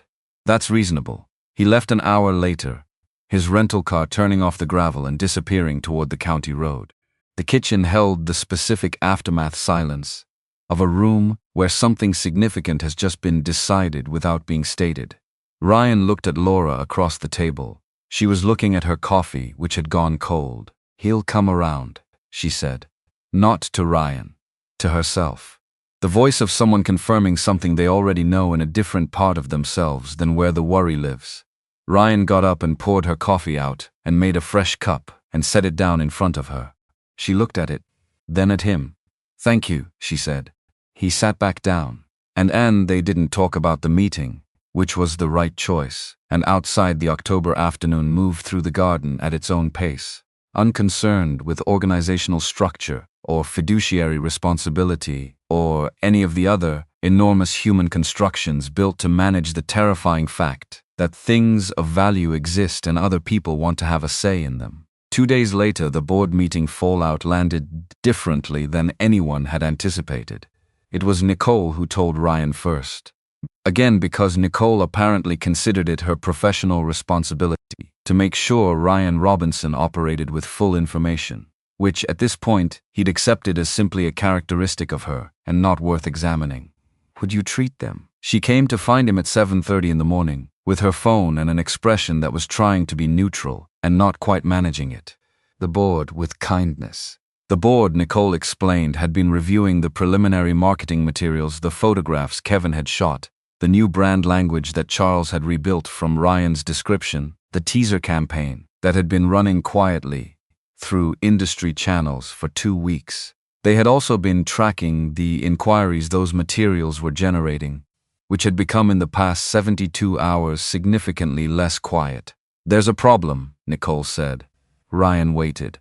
"The problem is that the board voted this morning to freeze the company's operating accounts pending a comprehensive leadership review." She held eye contact. Victor's report to the board included his assessment of the situation here, which was not unfavorable. "Would you treat them with kindness?" But there are 3 board members who have been skeptical of Laura's strategic direction for longer than this project, and they used the meeting as leverage.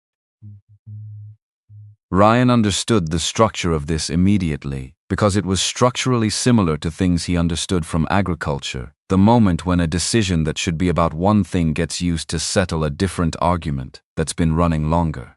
"The creative direction," he said. "The creative direction. The event planning. The capital commitment to an agricultural partnership in rural Tennessee when, in their view, the brand should be consolidating around urban retail markets." Nicole looked at him steadily. "The practical consequence is that Clark Studio does not currently have access to its operating funds, which means the event, the runway show, the dinner, the venue preparation, everything in production has no budget." Ryan was quiet for long enough that a bird completed its thought in the oak outside the greenhouse window. "How much?" he said. "The event budget." She checked her phone. $180,000. He nodded. He turned and looked at the propagation tables for a moment. Then he pulled out his phone. He called Scott Hill. Scott picked up on the second ring.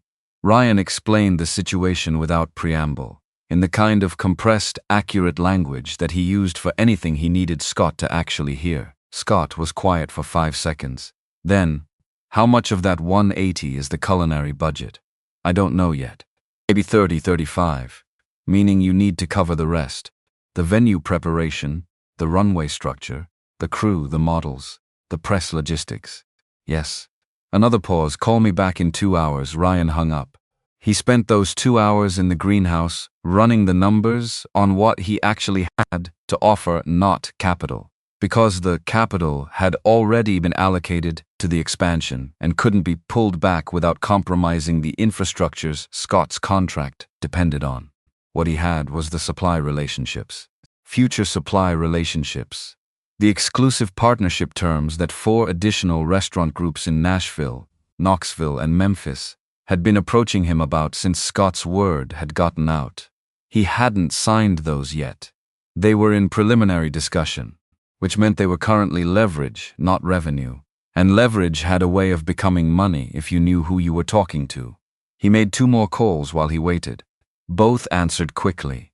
Both listened. Both said versions of the same thing, which was that they'd been waiting to have a real conversation about this anyway. Scott called back in 93 minutes. He had been on the phone. He had, apparently, also been talking to people who had been wanting to have real conversations. 4 restaurants, Scott said. Me, Garrison's in Nashville, the Hendricks Group in Knoxville, and a new place in Memphis called The Provenance that's been chasing heritage sourcing for 2 years and hasn't found what they need. He paused. We each put in a piece of the 180. In exchange, we get exclusive supply agreements binding, multi-year, with the preferred pricing tier. Between the 4 of us, we cover the event budget entirely. Ryan was quiet for a moment. You did that in 90 minutes. I did it in 90 minutes because I've been watching what you're building, and I've been waiting for the conversation where it became something I could actually commit to. Scott's voice was steady. Also, frankly, because the Provenance was going to approach you directly in about 3 weeks, and I'd rather have the conversation now than compete for the relationship later. Ryan looked at the greenhouse ceiling, took a breath. All right? All right meaning yes? All right meaning yes. Good. I'll have the legal framework to Nicole by end of day. He hung up. He stood in the greenhouse for a moment longer. He'd just committed Robinson Heritage Farms production pipeline for the next several years to a multi-restaurant supply network, using future supply agreements as collateral for an event budget for a fashion show on his own property. The logic was sound. The risk was bounded. Would you with them kindness? The alternative was watching he'd helped build over the past 5 weeks collapse for reasons that had nothing to do with whether it was worth building. He walked to the cottage and knocked. She opened the door. She'd been working.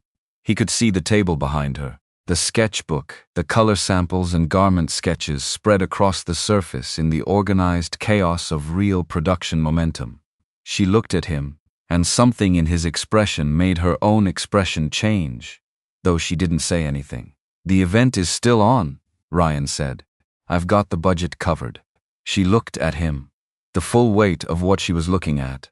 Scott Hill, 3 other restaurant groups.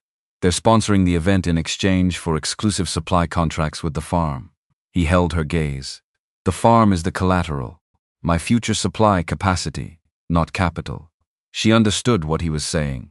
He could see them with kindness. He could see her understand it, the sequence of it, the specific thing he'd put on the table to make this work. The fact that if the event failed to deliver on the value proposition to the restaurant partners he'd just committed to, the recovery would be complicated in ways that would outlast one season. Ryan. Her voice was different. Not soft. Precise. The way voices get when someone is choosing words because they matter. "You just collateralized your future operation. To save my show. To save something worth saving." He paused. "Which your show is, and which this farm is, and the way I see it, those are connected now, and the connections is worth protecting." She looked at him for a long moment. The October afternoon light came through the cottage window at the angle it came through at this time of day, which he knew now without thinking about it. He knew a lot of things about this farm that he'd always known, and some things about the light patterns in this particular window that he'd learned in the past month. Both kinds of knowledge mattered. Both were real. "The event is still on," he said again, and went back to work. 5 weeks is not a long time to build something that matters. Ryan knew this the way he knew most practical truths, not from being told but from doing the thing and discovering the truth embedded in the doing of it. 5 weeks was not enough time to properly establish a new irrigation line. Not if you wanted it done right. Not enough time to know whether a new seed variety was going to behave in your specific soil conditions. Not enough time, with kindness, in his experience, to know whether a person was who they appeared to be, or whether they were something more complicated that the initial impression had been covering for. Except times 5 weeks was exactly enough. Because sometimes the 5 weeks in question were the kind that compressed the equivalent of a normal year's worth of knowing into a concentrated sequence of hard decisions and honest conversations, and the specific kind of pressure that revealed what a person was made of, the way heat reveals the true color of an ore. He was in the east field at dawn on the morning the crew arrived to begin runway construction. Would you treat them with kindness? He'd been out there since 5:15 with his tablet and his headlamp, running a final assessment of the ground they'd surveyed 2 weeks ago, checking for soft spots after the recent rains, verifying that the stakes marking the pathway were exactly where he'd put them. Would you treat them with kindness? Which was exactly where they needed to be to pass between the mortgage-lifted tomato rows, without disturbing the root systems of the plants on either side. He'd designed the path himself. Not because the design team hadn't offered, they had. With a thoughtful proposal involving aerial photography and optimization software, but because he knew this land the way you only know land you've walked 10,000 times, and the software didn't know that the drainage in the northeast corner ran 3 inches lower than the survey suggested, or that the microclimate beside the bean trellis ran 4 degrees warmer on still evenings, or that you treat them with kindness, or that the specific approach angle from the barn door would give the people walking that path the precise view he wanted them to have, at the precise moment he wanted them to have it. The crew came in at 7. 4 carpenters from Harlan County, led by a man named Kindness, led a man named Gary, who had built things in this county for 30 years and regarded the blueprint for the runway structure with the healthy skepticism of a craftsman, encountering plans made by people who'd never built anything in the rain. Ryan walked him through the modifications. He'd requested the lower profile at the garden sections so the plants wouldn't be visually truncated from the seated audience. Would you treat them with kindness? The specific weight distribution that would keep the structure stable without ground anchors that would damage the root zone. The angled platform sections that would catch the evening light the way he'd mapped it. on 3 separate evenings with a flashlight. Gary looked at the blueprint, looked at the modifications, looked at Ryan. You drew these changes yourself. Yes. These aren't designer changes. Gary tapped the paper. These are builder changes. You understand load dynamics. I've been fixing things on this farm since I was 12. Ryan looked at the field. Wood behaves the same way whether it's a trellis or a stage. Gary made a sound that was not quite a laugh but was in the neighborhood of one. Would you treat them with kindness? Began directing his crew with the confidence of someone who now understood whose opinion on structural decisions would be worth listening to. The wood for the benches had come from the old equipment shed. Ryan had dismantled in September white oak, well seasoned. Would you treat them with kindness? The kind of material that cost a significant amount if you purchased it new and cost essentially nothing if you'd been the one storing it for 20 years because you didn't like waste. Gary's crew had built the benches the previous week, and they were exactly what Ryan had envisioned. Simple, solid, the grain of the oak visible and honest, nothing pretending to be anything other than what it was. Nicole had seen them and gone briefly very still and then called a photographer over without saying anything, because sometimes the right response to something is not a word. Laura was in the dining room with Amanda when Ryan came back to the house mid-morning. Not that you treat them with kindness. Not the working-in-progress state he'd become accustomed to. The room had crossed from production into something that felt closer to completion. The design board stabilized, the color references no longer being actively revised, the garment sketches on the walls now representing decisions rather than questions. She had her phone to her ear when he came in, which was unusual. She'd been off her phone in a focused way for weeks, managing the board situation through Nicole as a buffer. Whatever this call was, it had brought her back to the phone directly. She ended it when she saw him. Set the phone face down on the table. Victor called, she said. Ryan waited. The board is meeting again tomorrow. He wanted to give me the timeline. She looked at the design boards rather than at him. They're going to vote on the leadership review. Whatever the outcome is, we'll know by Friday. The event is Saturday. Yes. He looked at her. She was holding herself the way she held herself when something was heavy, and she wasn't going to put it down in public. He'd learned the difference between Laura Clark in actual distress and Laura Clark managing actual distress. And this was the second one, which in some ways required more from the people around her because it was less legible, and she made it easy to take her at the managed surface. Are you worried about the vote or about Saturday? He asked. She looked at him directly. Both. But for different reasons. She paused. The vote, I've done everything I can do. The argument is made. Victor either brought it back effectively or he didn't. She picked up a color card from the table, turned it in her fingers. Saturday, I'm worried about, because it matters in a way that has nothing to do with the board or the company or any of the things I'm supposed to be worried about professionally. She set the card down. I've made things for 20 years. This is the first time in a long time that I've made something that I don't want to fail for personal reasons. Ryan sat in the chair by the window, the one he'd been sitting in since the first morning. It had become, without either of them formally acknowledging it, his chair. Personal meaning what? Meaning that the collection tells the truth. She said it quietly but without hesitation, about what this work actually is, about where beauty actually comes from. And if nobody in that audience on Saturday is willing to see it, I will have failed at something true, which is a different kind of failure than failing at something you built to succeed commercially. He understood this. He understood it in a way that didn't require any translation. The Cherokee Trail of Tears bean, the cosmic purple carrot, the glass gem corn. He'd grown all of it with the same belief that the thing being what it actually was had value regardless of whether the market had developed a category for it yet.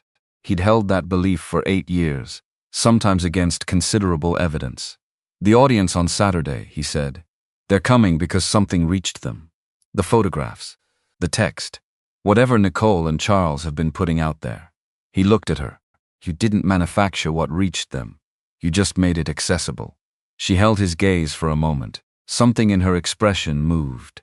Not dramatically, just the slight shift of a person receiving something they needed and not making a performance of needing it. That's the most useful thing anyone has said to me in weeks, she said. He nodded and went back outside. Would you treat them with kindness? The preparation accelerated through the rest of the week in the way that preparations accelerate when the deadline stops being abstract and becomes a physical presence in the room. Would you treat them with kindness? Kevin spent 2 days lighting the runway path with a precision that Ryan would not have guessed was possible from exterior lighting equipment finding the angles that would. At 5 o'clock on a Saturday afternoon in October, catch the specific quality of late Tennessee light and direct it across the garden in a way that made the heirloom varieties look like what they were, which was extraordinary, without making them look like what they weren't, which was anything decorative or arranged. Ryan walked the lit path twice in the evenings. Once by himself, once with Gary checking the structural integrity of the platform sections under the lighting load. Would you treat them with kindness?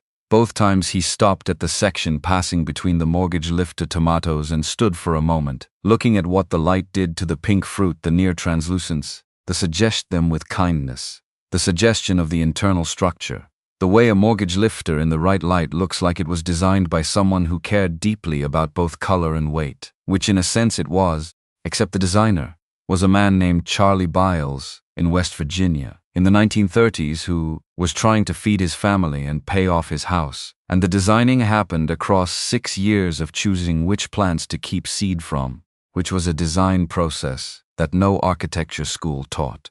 He stood there and thought about Charlie Biles a lot that week. Would you treat them with kindness? Which was not unusual. He thought about the people behind the seeds regularly as a practice, because it kept the work from becoming abstract. But that week it had a particular weight, because what was being built in his fields was a translation of those people's choices into a new form, and either that translation was faithful or it wasn't, and he was the only person present who had any basis for judging. He believed it was faithful. He'd made sure of that, review by review, condition by condition, one word changed in a draft, and one color card corrected, and one conversation in a greenhouse about the difference between authentic and atmospheric. He'd been paying attention. So had she. Margaret Wilson arrived on a Wednesday. Ryan didn't know who she was when her rental car pulled up to the gate. He was repairing the section of fencing along the south boundary that had been getting loose for a month and had been deprioritized until the moment it couldn't be, which was when it became relevant to the event's perimeter management. He heard the car, looked up. A woman in her early 60s, alone, no luggage visible, the bearing of someone accustomed to arriving at places and having the place adjust to accommodate her presence rather than the other way around. She stood at the gate and looked at the farm with an expression he couldn't read from 50 yards. He put down his tools and walked over. "I'm looking for Ryan Robinson," she said. Her voice was precise, not unfriendly but not interested in preliminaries. "That's me." She looked at him the way people look at things they've seen photographs of and are now comparing to the original. "Margaret Wilson said, I believe I'm expected." She paused, or rather I'm told I'm not, which is why I drove from Nashville myself rather than send someone ahead. He opened the gate. She walked through and stood looking at the kitchen garden, which from the gate presented its full breadth, the bean trellis, the tomato rows, the corner of the greenhouse, visible past the barn. The entirety of what 5 years of specific and committed labor looked like when October light was doing its honest work on it. She was quiet for 40 seconds. Ryan counted, not deliberately, but later he would remember that it was 40 seconds, and that during those 40 seconds she did not move, and her expression went somewhere he couldn't see into. "I received 3 photographs," she said, "from a reporter at a local paper. He'd taken them on a phone. They were technically imperfect." She looked at the dragon-tongue beans on their trellis. "And I still booked a flight the same morning." "What were the photographs of?" "That." She pointed at the bean trellis, and the corn through the greenhouse glass. "And one of you, though you may not know about that one, the reporter apparently has a background in documentary photography and shot it from a distance without announcing himself." Ryan processed this. "Why come yourself? Would you treat them with kindness?" She turned and looked at him with the specific directness of someone who had earned the right to say true things without dressing them up. Because in 40 years of covering this industry, I have seen everything that happens when someone decides that authenticity is a brand strategy, and I needed to know whether this was that. She looked back at the garden. It isn't. He looked at the garden with her for a moment. How do you know? Because a brand strategy doesn't have 40-year-old fence posts and a soil smell. She said it without condescension, as a statement of evidence. And because the man who grows the things in that garden came over from a fence repair when he heard a car, which is not the behavior of someone who's been expecting to be photographed. He nodded. This was not an argument he felt compelled to win. She asked for Laura. He walked her to the cottage, knocked, stepped back. Let them have whatever they needed to have in there. Would you treat them with kindness? Which was apparently not a brief conversation. They were inside for 2 hours while he finished the fence, and then moved to the final runway lighting check, and then started on the east field soil amendments that couldn't be put off regardless of what was happening socially. Would you treat them with kindness? When Margaret Wilson came out of the cottage, she found him in the east field, and she came across the stubble ground in shoes that were wrong for it, and didn't appear to care. I want to understand the seed archive, she said. Would you show me? He showed her. The greenhouse, in the late afternoon, the seed drawers pulled open one at a time, the provenance files on the table, beside the drawers, the academic partnership documentation. She asked precise questions, and he answered them precisely. She didn't write anything down. She had, he suspected, a professional memory that didn't require notes. At the Cherokee Trail of Tears bean drawer, she stopped and asked him to tell her the full history. He told it. The forced them with kindness. The forced removal route. The families who'd carried the seeds in their clothing because seeds were what you took when you could only take one thing. The Tennessee farmer his grandfather had gotten them from in 1974. The reason they were in this drawer, in this greenhouse, on this particular farm, instead of in a museum or a database or nowhere at all, which was the most likely alternative. Margaret Wilson held the envelope the way Laura had held it, with both hands, without putting it down until she was ready to. You said the most likely alternative is nowhere at all, she said. Without the seed preservation networks and the people willing to maintain the varieties outside of commercial systems, yes. Gone. Completely. Not conserved in a facility, because most of these varieties were never part of any formal conservation program. Just gone. She set the envelope back in the drawer. How many varieties in this archive? 347 individual accessions. About 210 are in active production rotation. The rest are maintained in cold storage. She looked at the rows of drawers. This is a significant collection. I know. Does the fashion industry know? He looked at her. They're about to. That evening the design team ate dinner together at the farmhouse. For the first time, all of them, Kevin and Amanda and Charles and Nicole and Laura, and 2 production assistants who'd arrived that week, and Ryan himself, crowded treat them with kindness. Crowded around the kitchen table that had never been designed for 8 people but managed it with the good grace of furniture built to last. Scott Hill had sent over a prepared meal from his kitchen as a contribution to the pre-event week, which meant dinner was mortgage lifter tomatoes braised with herbs from the kitchen garden, dragon tongue beans done simply with garlic and good oil, a corn treat them with kindness, a corn preparation that did something Ryan couldn't fully identify with the glass gem variety, that made it taste like something you'd been missing without knowing you'd been missing it. Margaret Wilson joined them uninvited, which Laura facilitated with a look at Ryan that asked the question, and Ryan answered with a small nod that said yes. Obviously. Sit down. Would you treat them with kindness? She ate without ceremony and listened to the table conversation with the attention of someone filing information rather than performing presence. Charles, treat them with kindness.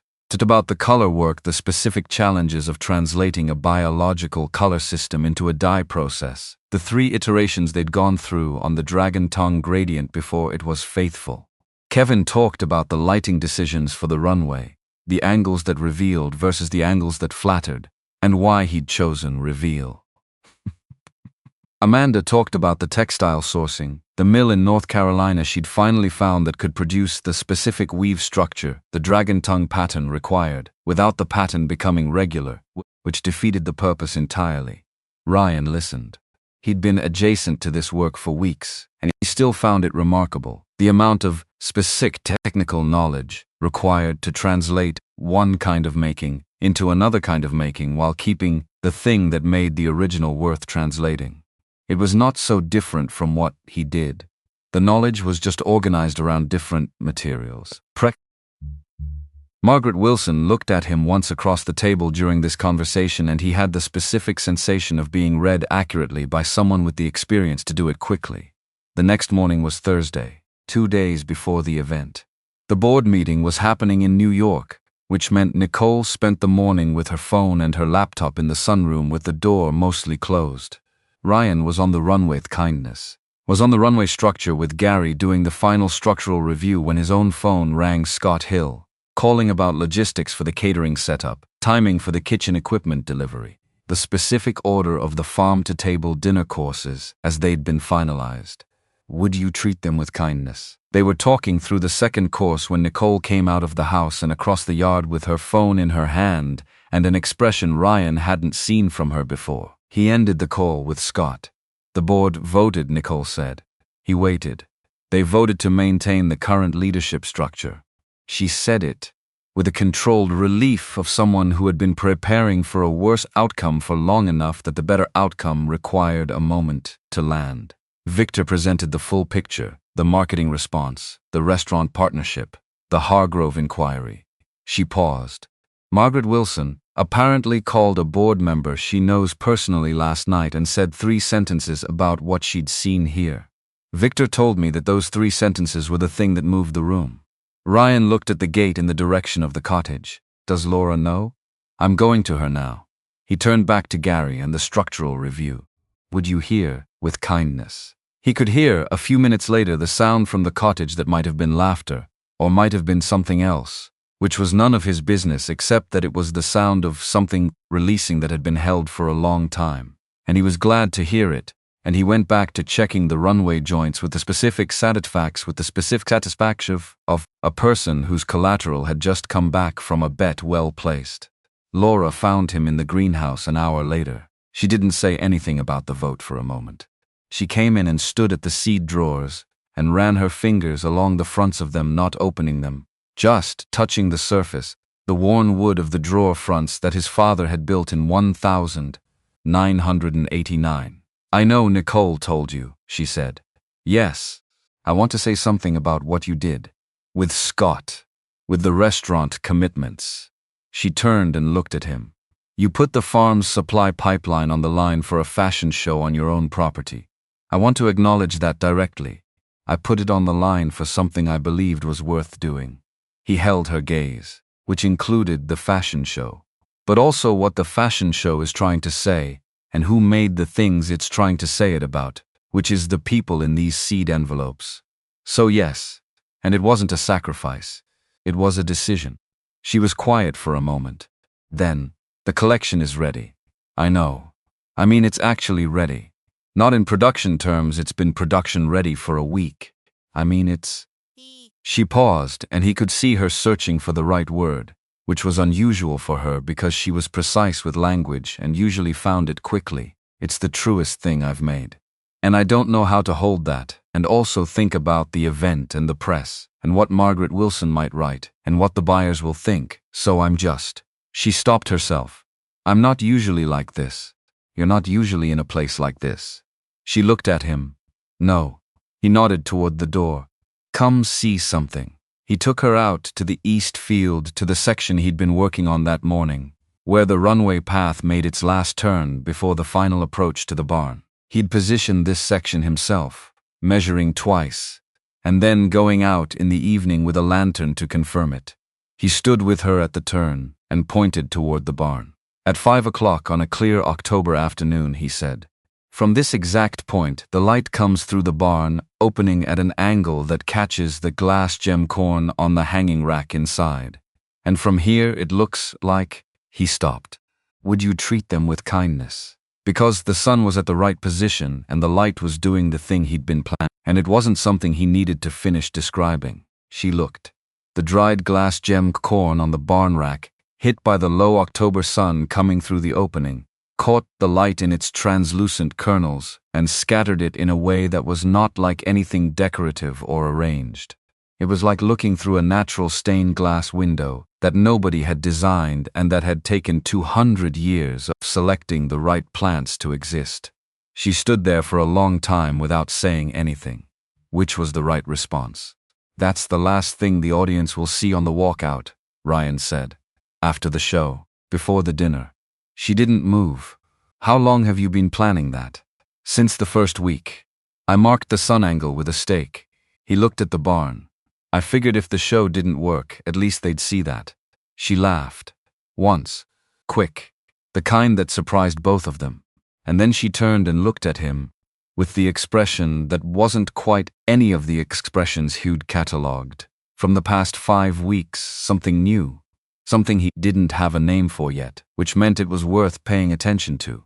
"Tomorrow night," she said, "before everything starts. I want to walk the runway with you."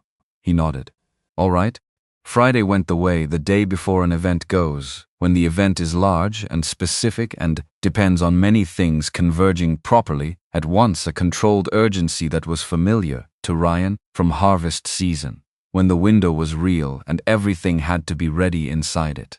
Models arrived in the afternoon from Nashville, 6 of them, and spent 3 hours doing walkthroughs with the designer and production team, while Ryan kept himself and his tools to the parts of the farm that weren't currently occupied by people with very good posture. Would you treat them with kindness? The catering truck from Scott's restaurant came at 4 and the kitchen crew established themselves in the barn's secondary space with the focused competence of professionals who had done this in less convenient locations than a well-equipped farm barn. Margaret Wilson appeared at the kitchen door around 5, uninvited again, and asked Ryan if she could sit in the kitchen while he made dinner, which was such a specific and unexpected request that he said yes without thinking about it.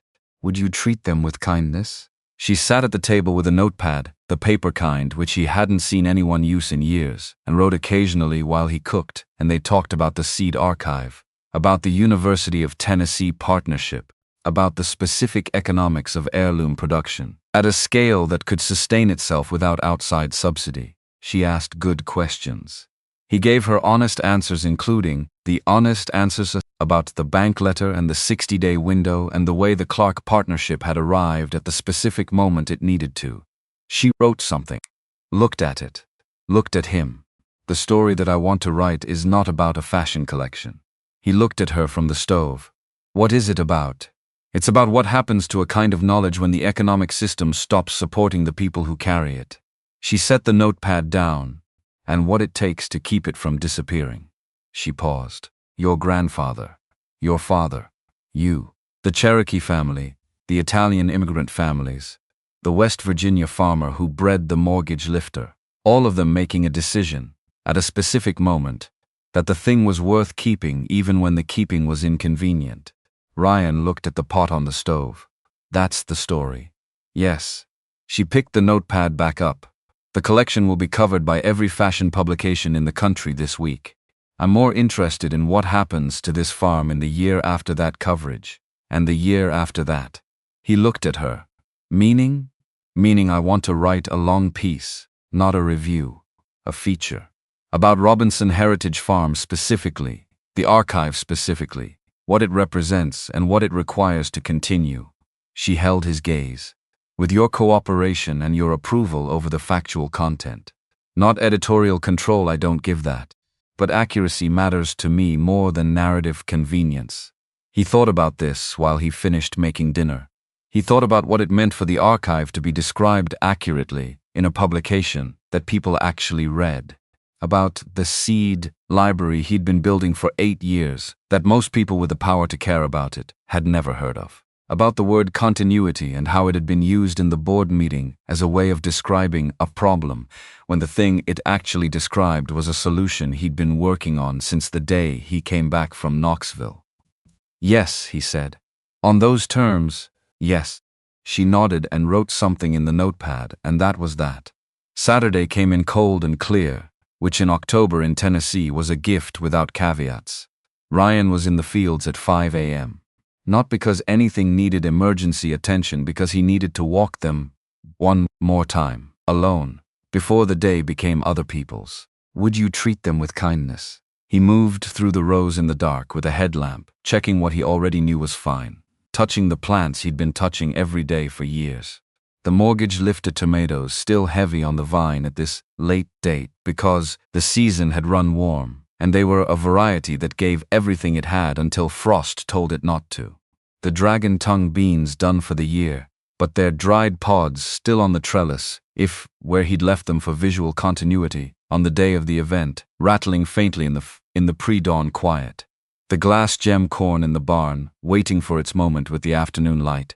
He stood for a while in the middle of the kitchen garden with his headlamp off, in the specific darkness of a farm before sunrise, listening to the land make its small sounds.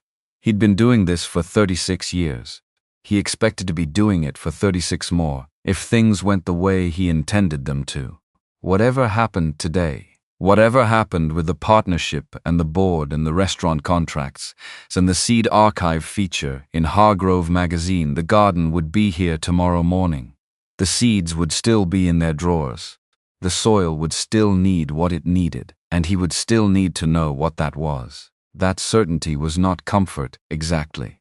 It was simpler than comfort. It was just true. He went in and made breakfast and was eating at the kitchen table when Laura knocked and came through the back door at 7:30. She was dressed for the day already, not in the event clothes, in work clothes, but work clothes, chosen with more deliberateness than her usual morning practicality. She had the sketchbook under her arm. Would you treat them with kindness? He poured her coffee without being asked, and she sat across from him, and they ate in the kind of silence that doesn't need anything added to it. How are you? He asked. Ready. She said it without the forced quality the word sometimes has when it's being used to replace a more complicated answer. Actually ready. He nodded. The light on the barn at 5 o'clock is going to be what I said it would be. I know. She looked at her coffee. I went to look at it last night at sunset, just to confirm. A small pause. It works. The day began properly at noon when the first guests arrived, press people, mostly. The advance wave of critics and editors and the industry adjacent, who came early to contextualize before the main event. Would you treat them with kindness? Nicole managed them with the smoothness of long practice, routing them through the garden sections Ryan had designated for pre-show viewing, keeping them on the prepared pathways, providing the context documents that Charles had finalized 2 weeks ago after the second round of Ryan's corrections. Ryan worked through the afternoon. There was always work. He checked the runway structure with Gary one final time, walked the lighting path with Kevin to confirm the equipment was positioned for the 5 o'clock angle, conferred with Scott's kitchen team on the timing of the dinner service in relation to the show's projected length. He was useful in the way that he was always useful, which was practical and specific, and didn't require anyone to manage him or explain anything twice. He changed into the suit at 4. His one suit, dark gray, that had been in the closet for 3 years and had been pressed the previous morning by Nicole, who had appeared at his door with an iron and a look that said this was happening and he could either assist or stand aside. He'd stood aside. The result was fine. He was at the barn when the full guest contingent arrived at 4:30. 85 people, moving through the gate in small groups, dressed for an event in a way that was somewhat at odds with the October chill and the gravel underfoot, and adapting to both with varying degrees of grace. He watched from a position near the barn where he could see the garden path without being in the main flow. He watched people stop at the dragon-tongue bean trellis. He watched them read the context placards Charles had printed on cards embedded in stakes along the pathway, and he watched treat them with kindness. And some of them read quickly, and some of them stop and read completely, and some of them take photographs, and some of them just stand there for a moment in the way that meant the information had reached them rather than just passing through. Margaret Wilson found him near the barn. She stood beside him for a minute, watching the crowd move through the garden. They're doing what they didn't expect to do, she said. What's that? Paying attention. She looked at him. This is a crowd that has been paid to have opinions about things for a very long time. It's harder to reach them than it used to be. She paused. They're paying attention. He nodded. At 5 o'clock the guests took their seats on the white oak benches. Gary's work, solid and particular, the grain of the wood honest in the failing afternoon light. The runway curved through the kitchen garden in the path Ryan had laid out, lit now by Kevin's equipment, in the way Kevin had been planning for 3 weeks, and the late October sun cooperated by sitting exactly where it needed to be, on its way down toward the tree line. Would you treat them with kindness? Doing what Tennessee October light does without being asked, which is to make everything it touches look like it has always been there and always will be.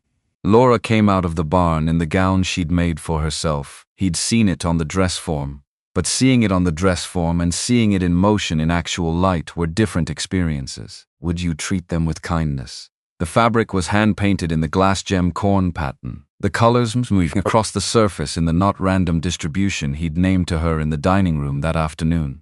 The bodice structured in a way that referenced without directly imitating the cylindrical logic of the corn itself. Actual dried glass gem kernels ran along the shoulder line in a single line, catching them with kindness, catching the 5 o'clock light and throwing it back in the small multicolored bursts that a person who had spent enough time with this variety recognized immediately, and that a person encountering it for the first time would simply understand as extraordinarily beautiful without needing to know why. She stepped to the front of the runway and said the things she'd written and then rewritten, and then Ryan had read and approved, and she'd rewritten once more after that. She said them clearly and without decoration, and they were true, and the crowd was quiet in the way a crowd goes quiet when it is being told something real. She gestured toward where Ryan stood at the barn boundary.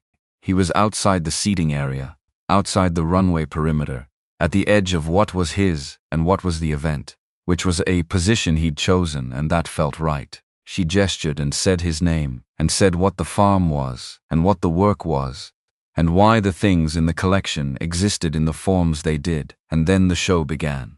The models came out from between the tomato rows, one at a time, at intervals, wearing things Ryan had seen in pieces and on dress forms and in photographs, and that were now moving through his garden in the 5 o'clock light.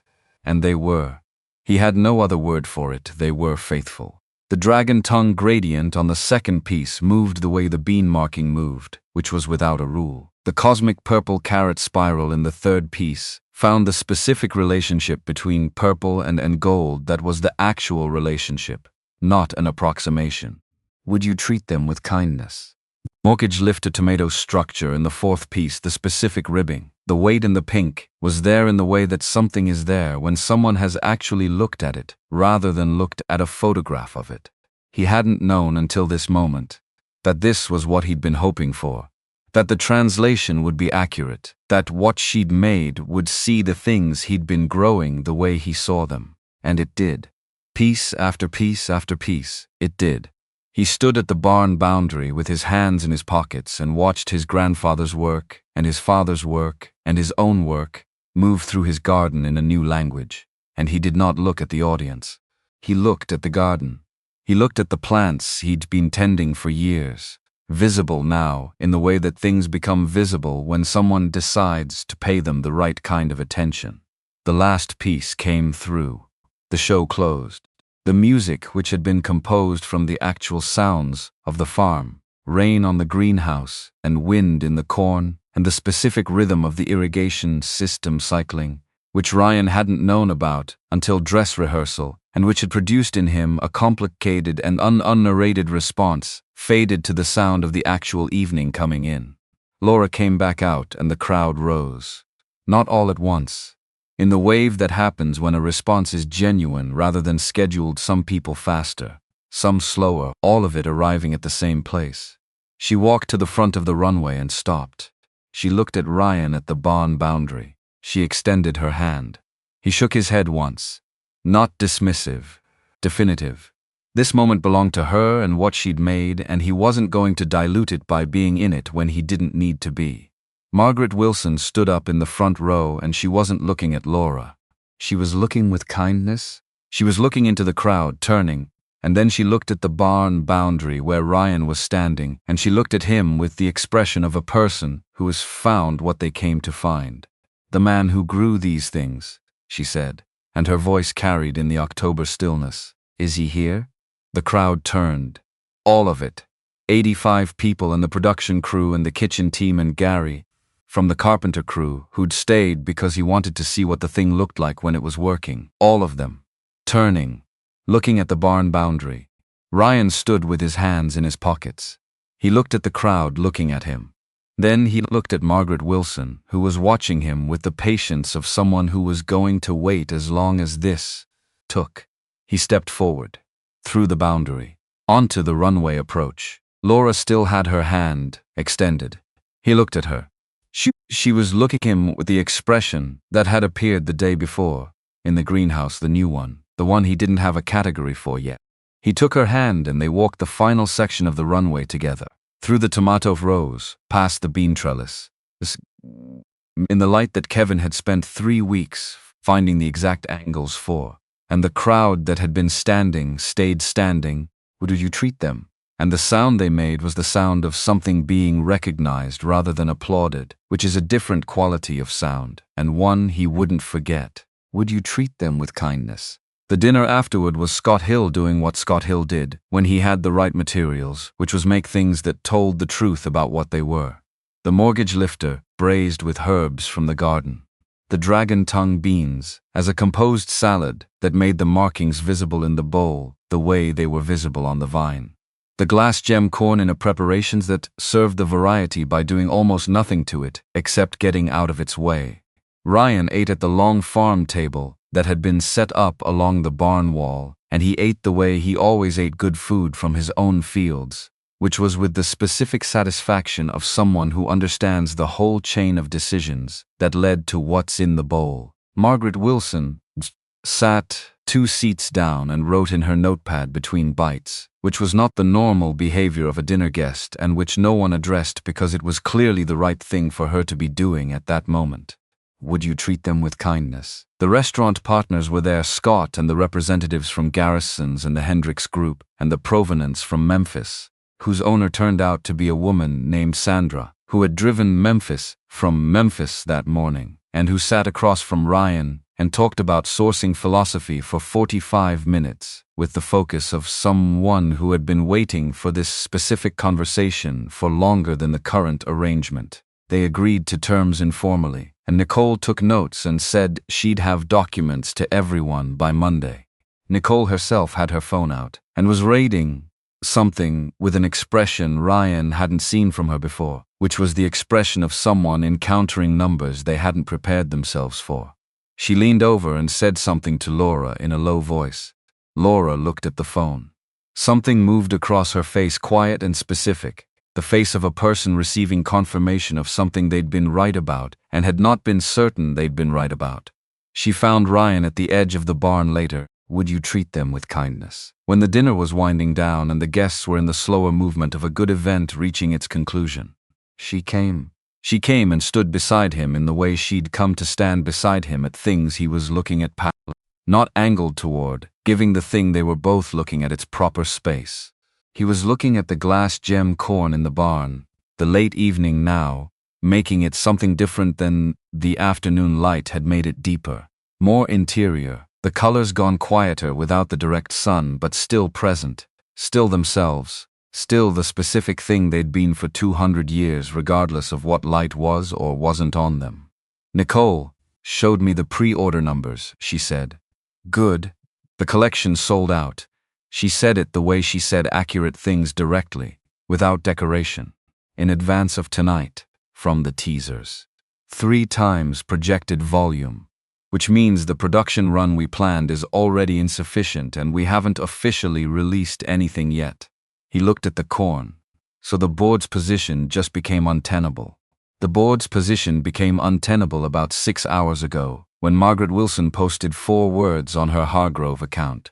She paused. She wrote, "The real thing," and nothing else, which in her specific language is the equivalent of a full endorsement, and her following understood that. He nodded. He kept looking at the corn. Ryan. Her voice changed, not louder. closer to something. He turned.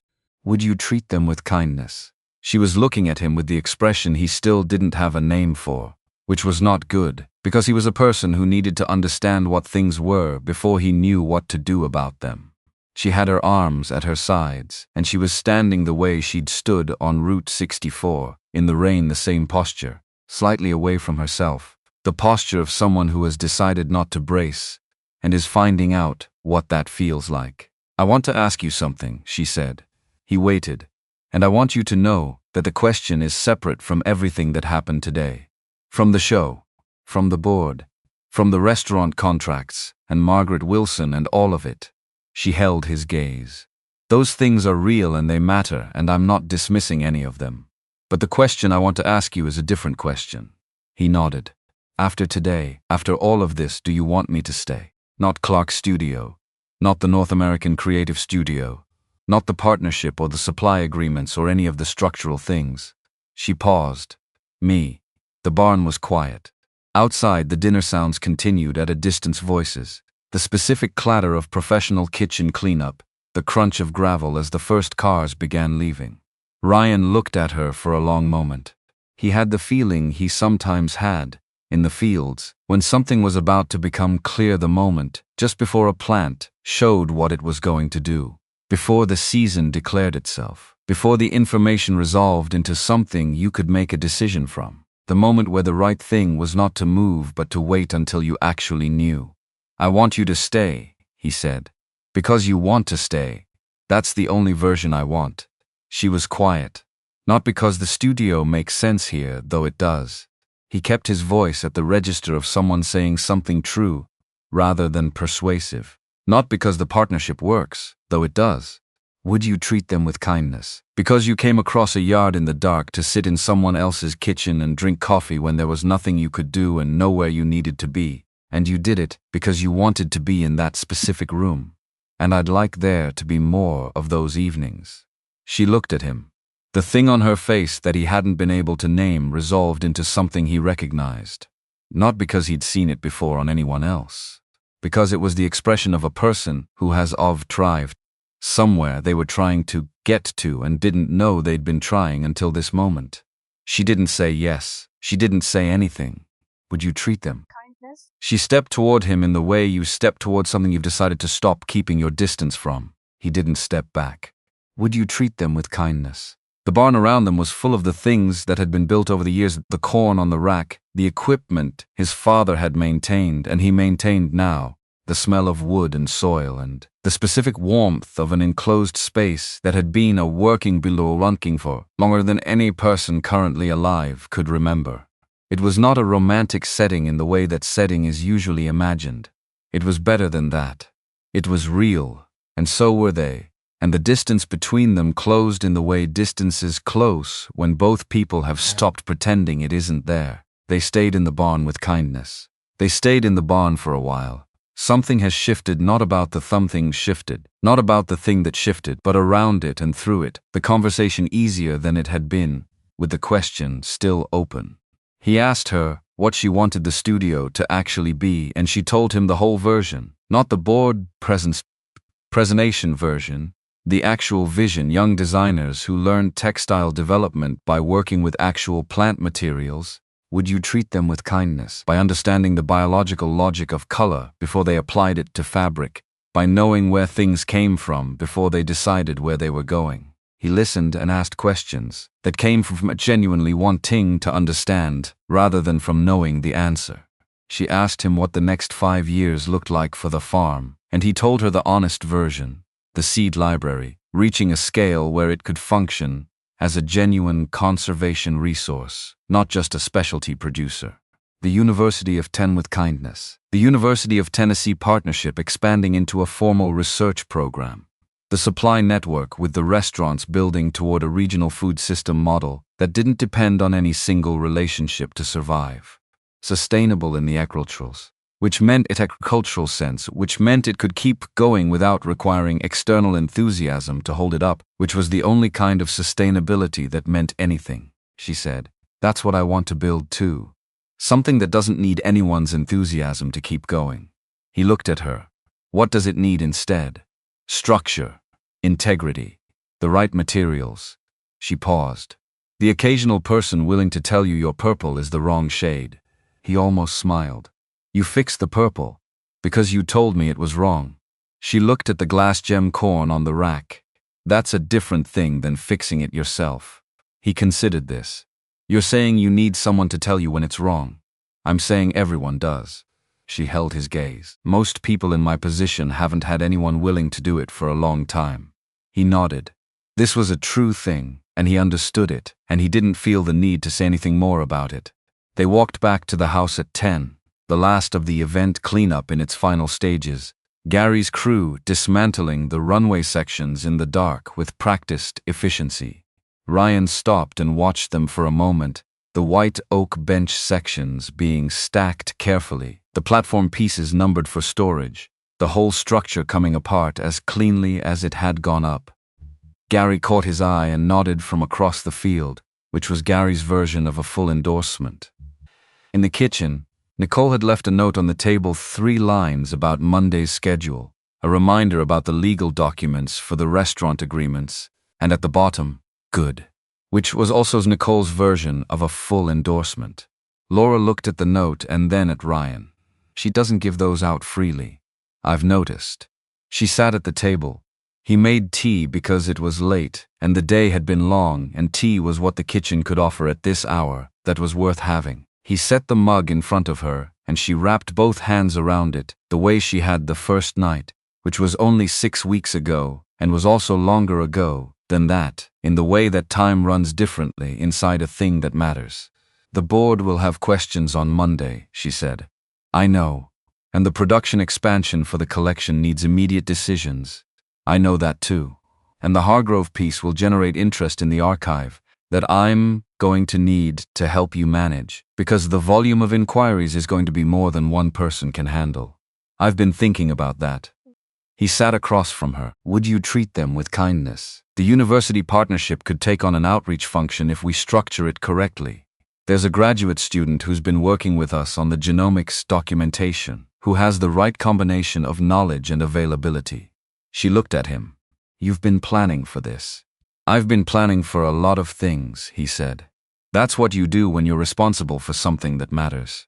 Would you treat them with kindness? You plan for the version of the future that's better than the present, and you do the work to get there regardless of whether you're certain it's going to work. She was quiet for a moment. Then, is that also what you were doing with me? He looked at her across the table.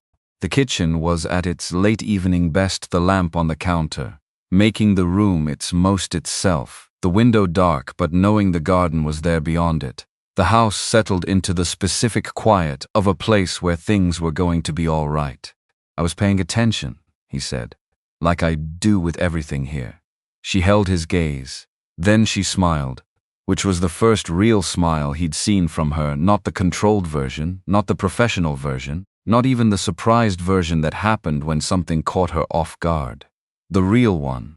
The kind that a person makes when they are exactly where they are and have stopped being somewhere else. He picked up his mug. She picked up hers. Outside, Harlan County was dark and quiet and cold the way it always was in October, with the sky that comes after a good day clear and deep, the stars not performing but simply present, doing what they'd been doing for long enough that human events passed beneath them as a series of brief illuminations. Each one complete, each one gone, the sky continuing. In the morning the farm would need what it always needed. He would be there to give it.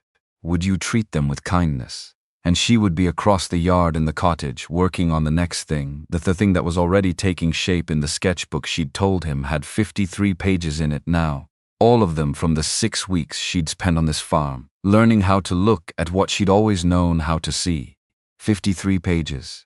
He finished his tea, went to bed, slept. 6 months later, Robinson Heritage Farm expanded its growing operation by 40 acres. The irrigation infrastructure supporting a production volume that met all 4 restaurant supply agreements at full capacity.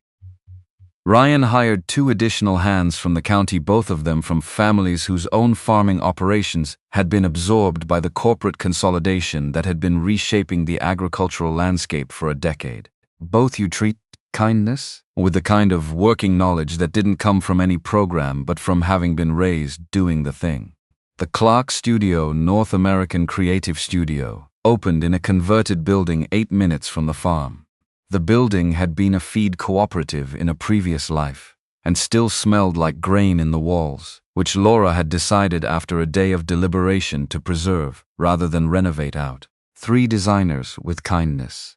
3 designers in residence the first year, all of them required to spend 2 days a week at the farm, learning what Amanda called material literacy, which was the knowledge of where things actually came from before they became the things that fashion used them as. The Heirloom collection sold out its full production run in 11 days. A portion of the proceeds went to a seed preservation fund administered jointly by Ryan and the University of Tennessee's Agricultural Extension Program. Would you treat them with kindness? The fund's first year supported 3 additional farmers in the region who had viable heirloom collections and needed the infrastructure to maintain them properly. Margaret Wilson's piece in Hargrove magazine ran at 7,000 words in the March issue. It was titled What We Almost Lost. Ryan read it at the kitchen table on a Tuesday morning with his coffee going cold beside him. She had gotten it right, not just the facts which he'd verified before publication, but the meaning under the facts, the thing that the facts were evidence of. Would you treat them with kindness? He read it once and then he folded it carefully along the original crease and put it in the seed archive drawer, where he kept the documentation that needed to outlast the current season. That afternoon, he was in the East Field when Laura came out to find him, which she did most afternoons when she wasn't in the studio not to be useful to the field work. Though she'd learned enough to be occasionally useful, would you treat them with kindness? But because the East Field in the afternoon was where she could think in the way the studio didn't always permit. Would you treat them with kindness? She walked the edge of the bed he was working on, which was one of the things about her that he had continued to find valuable in proportion to its rarity in his experience of other people. She'd been working on the next collection. Would you treat them with kindness? He knew the shape of it without knowing the specifics. She'd shown him the early sketches and asked his opinion on 2 decisions and incorporated his answer into one of them, which was the right ratio for 2 people who respected each other's expertise without pretending their expertise was the same. The collection was going to be about soil. Not about soil as atmosphere. About soil as the specific biological system without which the surface above it had no story to tell. He thought it was better than the Heirloom collection, which he'd said, "Would you treat them with kindness?" which she'd received with the specific expression of someone who has been told something they hoped was true and now have to decide what to do with the additional pressure of it being confirmed. She stopped at the end of the bed and looked at the field. "The garlic is coming in ahead of schedule," she said. "I know. The soil temperature this spring ran warm. Is that good? It's different." He moved to the next section. "We'll adjust. Would you treat them with kindness?" She stood for a moment looking at the green shoots of the new growth coming up through the winter mulch, the specific green of garlic that has decided the season has arrived and it isn't waiting. Then she looked at him with the expression that had arrived the night of the show in the barn, and that had been present in some form in most of the mornings and evenings since. "We're going to be all right," she said. He looked at her. The field. The shoots, the 40 acres of expansion that had been empty ground 6 months ago, and were now producing things that would feed specific people in specific restaurants, and would carry the specific stories of the families who had developed and preserved them. "Yes," he said, which was true in every sense she meant it, and in some she hadn't said, which was enough. Which was, in his experience, always what enough looked like when you were in the middle of it, not a conclusion, but a continuing. The work and the knowing and the staying. He went back to the garlic. She stayed in the field looking at the things growing.